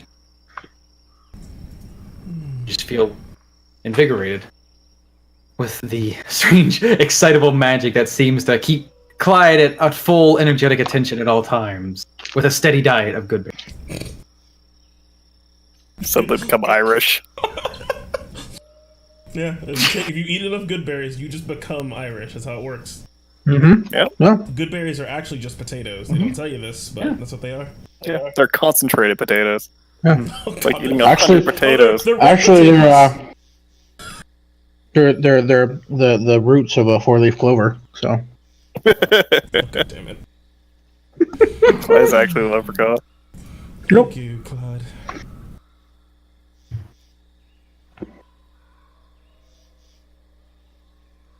What are you up to, Clyde? well, considering it's nearly 11 o'clock Eastern time and no one's awake to roleplay, Clara just let his watch go by with nothing to do. Okay. Just hanging out, listening in the forest. Every so often, Clyde, as you're just sort of enjoying yourself, taking some time to actually enjoy this quiet in this dark, dank forest that's it's not fun to be in. Every so often, you'll see Middy's head just sort of rise, and he'll look off into the distance, sort of keen his head, turning to and fro, trying to pick up on something, and his ears sort of fold back, and he just sort of lets up that little, like, not like a full bark, but like that little silent, like, boof that dogs do when they're not quite sure if they should bark, but like, woof. Chest And he marks. just sort of settles down. A little boof. Fork, Bark. fork. Wow, wow. Oh, wow, wow, wow. Wow. As eventually, Middy, you just notice Clyde, Clyde, you just notice Middy turn about phase, and it looks like he's facing up towards the northeast. Just a little bit. Sort of sets his paws down, just faces off in that direction. But that's where he just basically ends his, the rest of his watch. He's just staring off in that direction.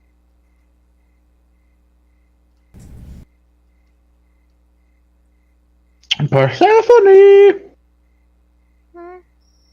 Sorry, at that time. Wake up! I'm awake. I'm awake. So just shove a berry in her mouth. Nope, don't Yeah, like that. Nope. Trying to stop him? Yeah, I'm just gonna start swinging my hands like stop, stop, stop. I'm awake. No, wasn't quick enough. Persephone, give me a perception check. You're quick enough. Like, Clyde's got a pretty nimble hand. He's able to slip something in as quickly as he can, but your senses are really sharp, and the moment you realize what you're looking at, you're seeing Clyde's big furry paw coming in with a glistening berry, you're able to, like, reach up and push it away at the last second. I'm fine. I'm awake. What?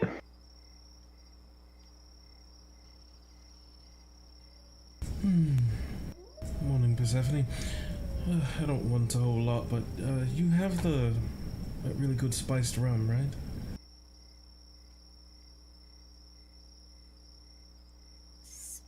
Spiced rum goes digging through my bag.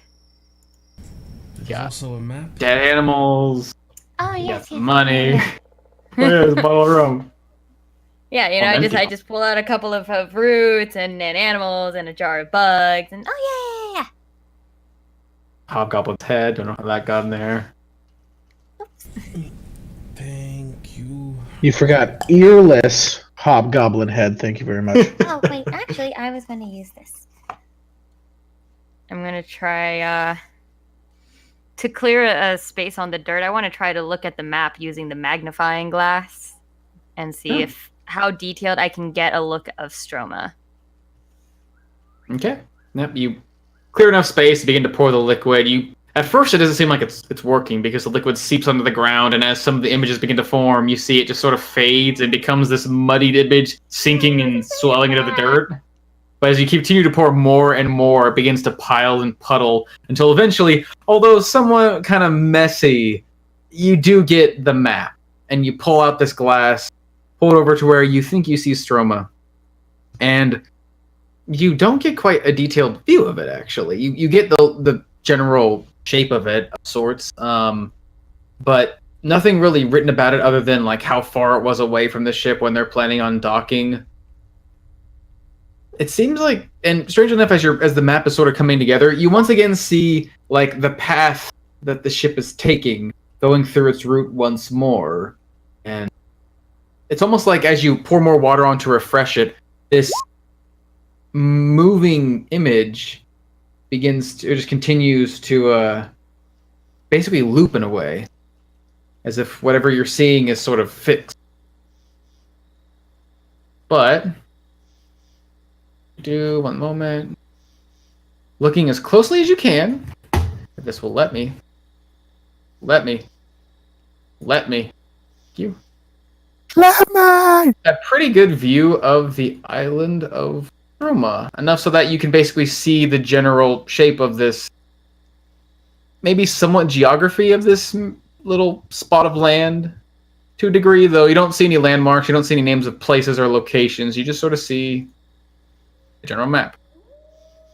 Samantha, I need you to hold on to the bottle. Okay. I'm going to pull out my journal and sketch it as well as I can. Okay. Just periodically looking back. I just try to drink the rum straight from the bottle. You take the bottle, you open your mouth, and just this liquid starts pouring into your mouth, and it has no taste at first before it becomes like sharp and metallic, and then it becomes like weird thick, like you're drinking curding milk, and it's like the composition of this liquid pouring into your mouth is constantly changing and shifting, like going from like water to like maybe like vinegar to like paint. And it's not good. It's not good at all. It's just paint.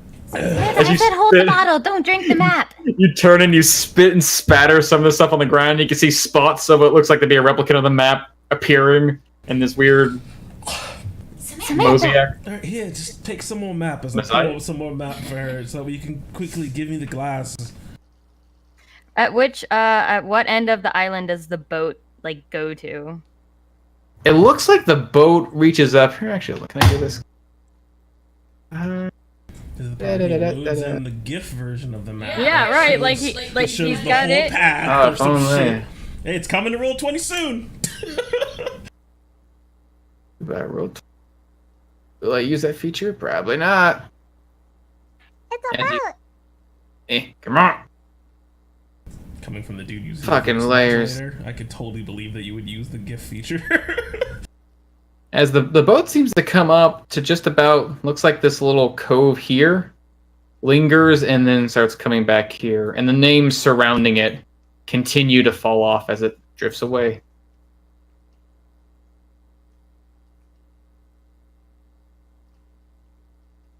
I have been consumed by cat. Mm-hmm. That'll happen.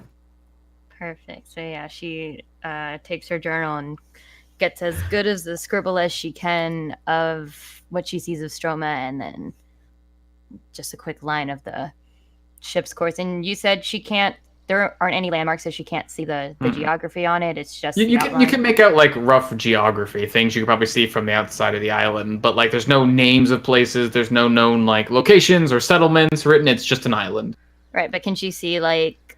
Yeah, you can make out. Looks like mountain range. Mm-hmm. Looks like a mountain range. Okay. Something like a valley between it, hills leading up to it. But yeah. Yeah, I figured it literally looked like what it is we're seeing. That's what I wanted to make sure instead of just a silhouette of it. Oh yeah, no, you see it. Okay.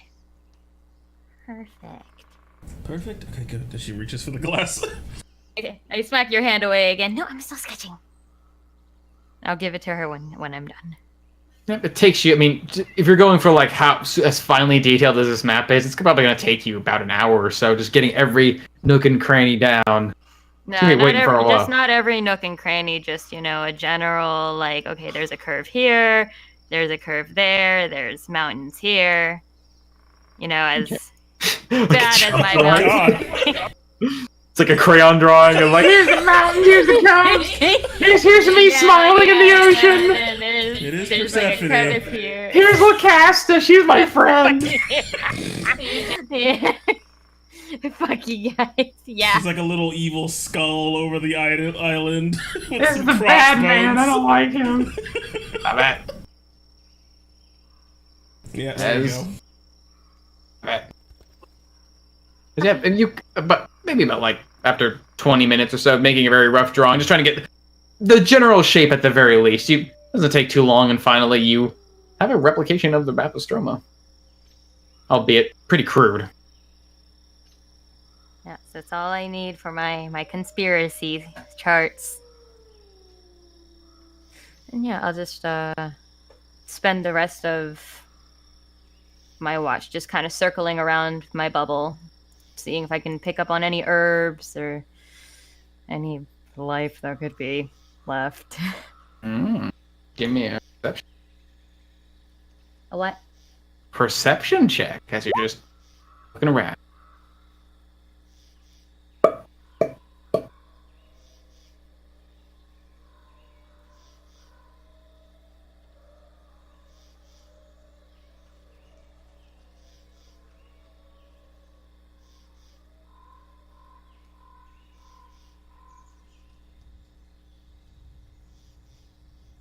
My sound get turned off.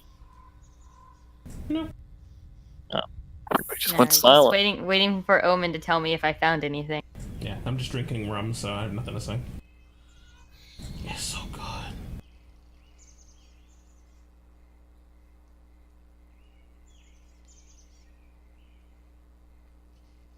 What kind of tea was it that Alma made you?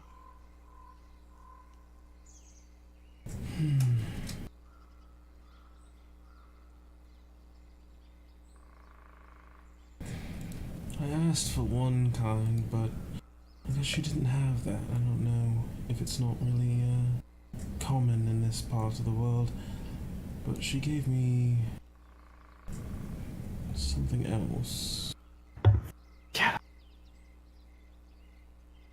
As Persephone, you're looking around for plants, but again, this area does have something of vegetation. All of it is sort of grayed and dried. You like pull out some roots, pull out some strands, and they sort of crumble in your hands. And you can almost look around the area where you guys had your scuffle, and wherever feet and bodies have tread, sort of these barren spots where it looks like it's not growing back very nicely. It didn't stand up too much to the physical trauma, and just simply walking around this area is sort of killing it. Although, what you hear, just ever so slightly, I mean, if it wasn't for this bubble around you, you wouldn't be able to pick up on it. Sounds like this soft, like, bells being played. From which direction? Wait. And then it stopped. Are they jingling? Somewhat jingling. As immediately jingle Middy's bells? head reaches up, and he looks off back in the direction he's been watching before. Which And direction? again, the northeast begins to this low growl building and building until it just filling this bubble, and everyone with their apparently higher passive perception, it just begins to rumble in your ears. Except for Gregory. And eventually Middy just stands up, you see his fur rising on end, and he just starts barking, and he dashes out. Everyone get up! The hell? Oh, what's going on? Yeah, stop doing that, Diddy. Get up! Eating something. He's run out Minnie, of the wait. bubble. Hell. I'm gonna run to my horse and get on and then chase after Middy. Take a couple steps, like, Take Take shit, the I bubble can't. with me. Because the bubble goes away as soon as I leave. You just like see Minnie just- Gregory. I'm just like, come on, get on. Hold on! Oh, shit! As I snatch up my lantern. As you pull yourself on the horse, Midi charging after something, you can see just now that maybe the bubble's gone, these lights surrounding you, they give you sharpened vision, but they actually ended up obfuscating something from your eyes. For the light surrounding you now fades, and off in the distance, about like 200, 300 feet, you just see, looks like a collection of even more lights. A bundle of different colors. And every so often, maybe a shadow passing in front of them. As Midi leading the charge comes through this opening and just stops and just starts growling and barking. As all of you stumble into a strange scene, you see another rise in the vegetation around these dead trees, where one of them, large and without branches, sits with these these twisted, gnarled stretches of wood straying between them, and surrounding this tree, trying to some of them on top of the rise, others trying to climb it. They appear to be these long cats, bodies completely covered in this black flesh, but without fur. Their legs plenty, and writhing from their shoulders, these dangerous-looking tendrils. And atop this tree, about 20 feet high, you see a small man with horns sticking out from the top of his head, sort of shrouding himself away amidst this soft glowing light of green, yellow, and red orb. As you stumble upon quite terrifying, actually quite beautiful scene. And looking up, now that you can sort of make him out, those of you who can't see quite well in the dark can pick up on the images within. You can actually see this soft light glowing, and it's almost surrounding and silhouetting and putting a spotlight on this person, and oh my god. You know who that is! Batman. It's Batman. It's Mark! It's Mr. Burgundy! It's me! It's me!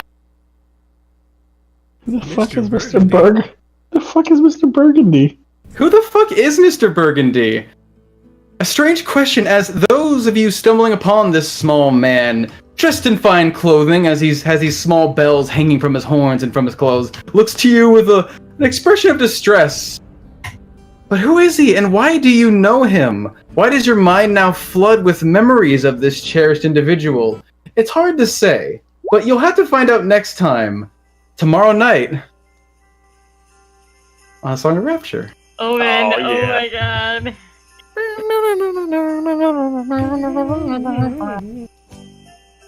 Would you like an apple pie with that? I was almost scared. I was almost scared you were gonna go meta with it when you were like, "Oh, you know who that is." I was like, "There's no fucking way. That'd be so." I thought you were gonna ask us what Mr. Christmas Man was gonna be, and I was like, I'm in a too tired mood that I'm not gonna give anything serious. Nope. That's how we ended up with Freddy. That's perfect. I love tired Gregory. Well, just like, oh yeah, you need to murder him and take his horns because they're worth 1,000 billion gold. That the people that can catch him and steal his horns can become rich. Absolutely not. As it seems like for a moment, this strange He's the dark Christmas tone has been... leprechaun. That is where we'll end our session. Picking up tomorrow night, immediately at 7:30, I suppose. For all you heathen... Yeah, the people that live in real time, it's 7:30. 7:30 for the real Americans. 7:30. Nope, 6:30. For you People dirty who- colonists. People that live in the real timeline, that when everything goes to shit, our timeline's the only one that matters. Everybody else, you can get fucking swallowed up by the terror void creatures that come to eat time. As long as our timeline remains, everything will be okay. Terror void creatures. Oh, I have no good feelings in store for the Expanse. We're all gonna die. Thank Ooh, we you get to all fight the Langoliers. so much for watching and for being with us tonight. I know we had a little bit of an unusual schedule with this double feature, but I'm glad some of you still came through for us tonight. And now you get to see what looks to be a little, perhaps Christmas inspired. Who knows? There's jinglies, there's lights. One could, What? assume I don't that. see There's it. Krampus. I don't see it at all. No, there's no way, right? It's gonna be great. It's just a tree. Cats. Cats aren't Christmassy. Omen's put this together for us, and now we don't have to wait to open our presents. We get to go right into this tomorrow. Who knows what we'll find inside of the Displacer Beasts? It'll be great. Be sure to be here tomorrow, 7:30 p.m. Eastern, as we have a double feature of Song of Rapture. So we'll be right back at it again. And again, there is no Expanse this Sunday. Too many people are just busy with the holidays. And no Kingdoms of the South, but we will be back with more Song of Rapture the following Friday after next week, after Christmas, and then more Expanse that same weekend. Hopefully with the return of Kishi. If I just say it enough times at the end of every episode, it's just bound to happen, right? I just spend all my focus on him coming back. Other than that, I want to thank you all so much for watching. I want to thank It's Natu for following, and thank you Johnny Thunder for Miyamoto for the bits. I appreciate it. Every little bit counts and goes right back into helping out the channel, so thank you so much for that. As always, we're gonna see if anyone else is brave enough to be streaming tonight, and we'll reach out to them and give them a good old host. Other than that, I want to thank you all so much for watching, and as always, may your dice roll 20s, and you always make your saves. Video.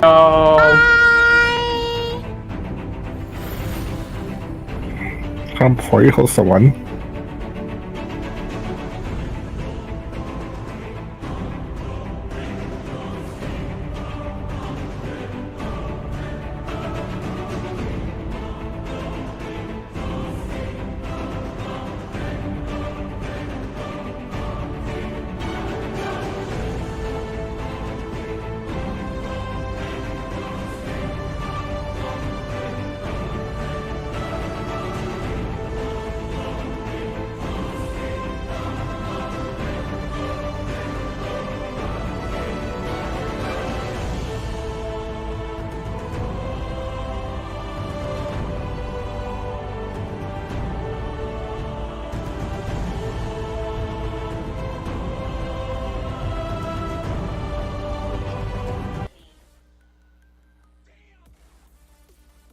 Thank you for the host. That is a rather big host. Unexpected. And greatly appreciated. To all the new people showing up from that host, welcome. You know what? I'm gonna give you Doctor. Because Doctor's fun. Alright. So what's the Doctor? What does he do? The Doctor's whole gambit is to walk around and find people by electrocuting them. Okay. So like taser electrocute or Sith Lord electrocute? Both. That sounds broken. And I respect you, Lions. I don't know how I feel about them Detroit Lions, but Lions Head Gaming is fine.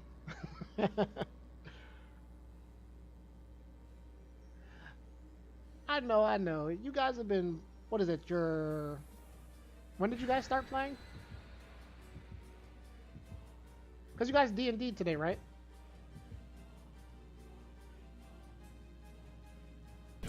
Seven? That's the year I graduated. Nah, that's the salute, son. Yeah, they have fur. Yeah. Yeah, 'cause they had fur. They just had super close, like, sleek fur. Yeah, like panthers, yeah. I guess while I have your attention, I'll let you know that... God, I hate Halo's cast, so I have no qualms about killing all of them. So... No, they're not. Chill here. Think about I hate Sphinxes so much. Maybe The only Sphinx I like is Ashram Ka because she has fucking hair! Pushing Go for it. Otherwise, feel free That's to what a hang out, listen to Sphinx... the That's what music. request your own songs. I listen to just about anything. What's the common name for? Yeah. All right. So what the doctor does is you have two special powers. What?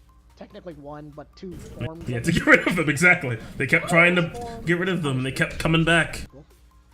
The second form is treatment. When you walk around in treatment, you see all these explosions. Anyone that gets close to me gets tasered. I wanna harvest the skin off of one of these things and make it into a cloak.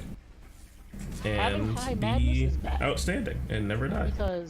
It's a black cloak and they're black. Boom, bang, bop, bam. Boom. I am not afraid of your palette. You can give me the palette. You can have 2 capes. I'm not afraid of your palette. Is there a cloak slot? Like, I'm not afraid. She tried to bait me through the palette because she thought that I was going to respect it, but I didn't. And since I didn't respect it, I just ran through the palette and then caught her. And then I think she tried to decisive strike me, but that didn't work. What's decisive strike? I mean, it lets you do a skill check to instantly get off the shirt. in terms of making logic fit together, you can wear a ridiculous number of shirts. You can wear 2 cloaks. Like, You can. You in the back of your head or something. Yep. Oh, you better run, sure. Are you attuned to one cloak currently? Well, you can't attune to another cloak.